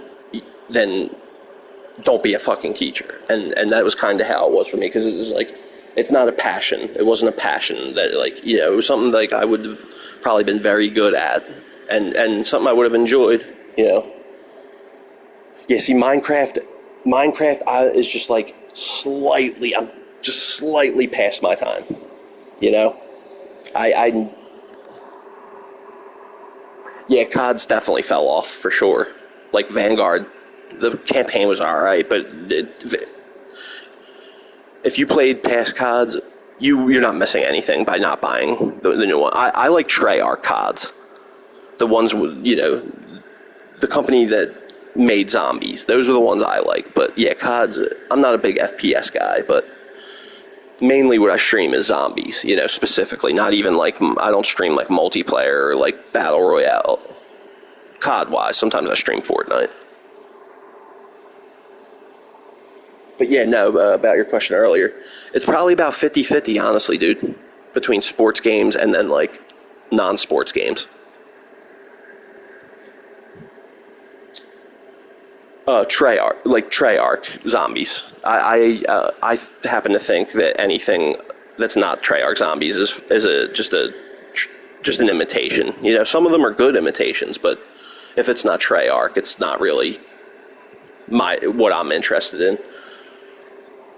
So, like, you know, if you know anything about like your classic, you know, like Origins, Kino, you know, all that shit. Yeah, Black Ops Zombie, exactly. I do like Easter eggs and shit. That's like usually what, you know, if you were to have found my channel like a couple months ago, that would be, you know, primarily what I stream. I just didn't know that, like, 2K gets good views too. But, like, see, I don't stream for views. You know, it's not really my goal. You know, if it happens, that's great, and I won't turn away from it. But, like, I stream basically because I'm going to be playing this. If I wasn't streaming right now, I'd probably still be doing this because it's late and I can't play my bass. You know, like, people are sleeping. You know, this is probably what I'd be doing right now, even if I wasn't streaming.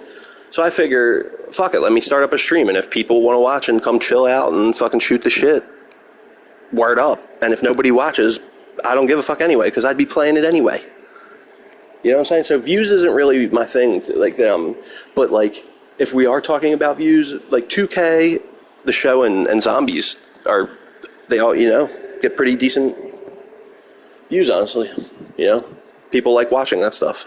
People like watching people play that stuff, you know, which is cool. So that's kind of where I'm coming from, like, as a streamer, so to speak, you know? Yeah, exactly. Or like that type of shit. I used to do that type of shit too. Like, you're at the crib and you're grinding the show, you know?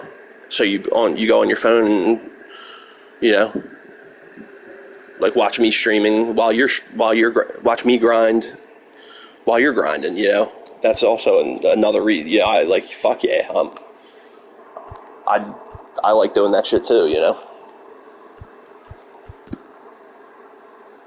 Oh, I just like was heavily streaming Elden Ring. Like the last, before I was streaming the show. I'm not going into another game because I'm probably gonna call a stream here, you know. But if you're wondering about that, that's why I haven't gone into another game yet. But I'm weird though. Like, it's only 12:50. Like, so I'm weird. Like when it comes to the show, like zombies, I usually stream. And then when I go off, that's usually it for like the day or like, you know, even a couple days. But with the show, especially now, it's really all when I go on PlayStation, it's really the only thing I really feel like playing anyway. So I'll stream for a couple hours and then I'll stop. And then like, dude, I could start up another stream maybe like in a half hour later, or like, you know, I just never know, you know, because I'll be in the mood to play PlayStation, then I'll go look at my games, and it'll be like, the only thing I feel like playing is the show, so then I just start up a stream again, you know, so. I have a very erratic, sporadic, streaming schedule when it comes to the show, you know, so I'm probably going to call it a stream on this one for now, and then, like, get something to eat. I might chill. I may even fall asleep, you know, because the new season is dropping today, so I will 100% be streaming it then. So I don't know what I'm going to do in the meantime. Like I said, you know, you might see that I start up another stream in a half hour, you know, and if you know, if you ain't doing shit and you're bored, you know, you always welcome, you know. I fucks with you good people in my book, so you're always welcome here, bro, you know. So like I said, if you see me streaming again and you're bored, you ain't nothing else to do, feel free to stop in, say what up, you know. And you might not be like this. Yeah, no doubt. Some people are like this too. You might not be like this, but don't feel like, you know, don't feel obligated. Like, don't feel like if I don't talk to you ever again after tonight, like, that I would be salty about that. You know what I mean? Just don't feel like you're obligated, because there'll be people that come in, like, and they're like, sorry, man, I missed the stream. I've been doing this. And I'm like, yeah, I totally get that. You have no obligation to me, but no sorry necessary, man. It's just, you know, good to hear from you. You know, if I don't hear from you, I know, like, some people are just weird, you know, so if that's not you, don't feel like, you know, but I just feel like I need to say that after so many times of telling people no sorry necessary, you know. If I hear from you, it's always good to hear from you, and if not, it was nice to meet you and good talking to you, and I wish you nothing but the best, bro, you know. But anyways, yeah, peace out, bro. I'll talk to you when I talk to you. Nice meeting you, man. Like I said, you're always welcome here, but I'm out. I'll be back soon. Peace out.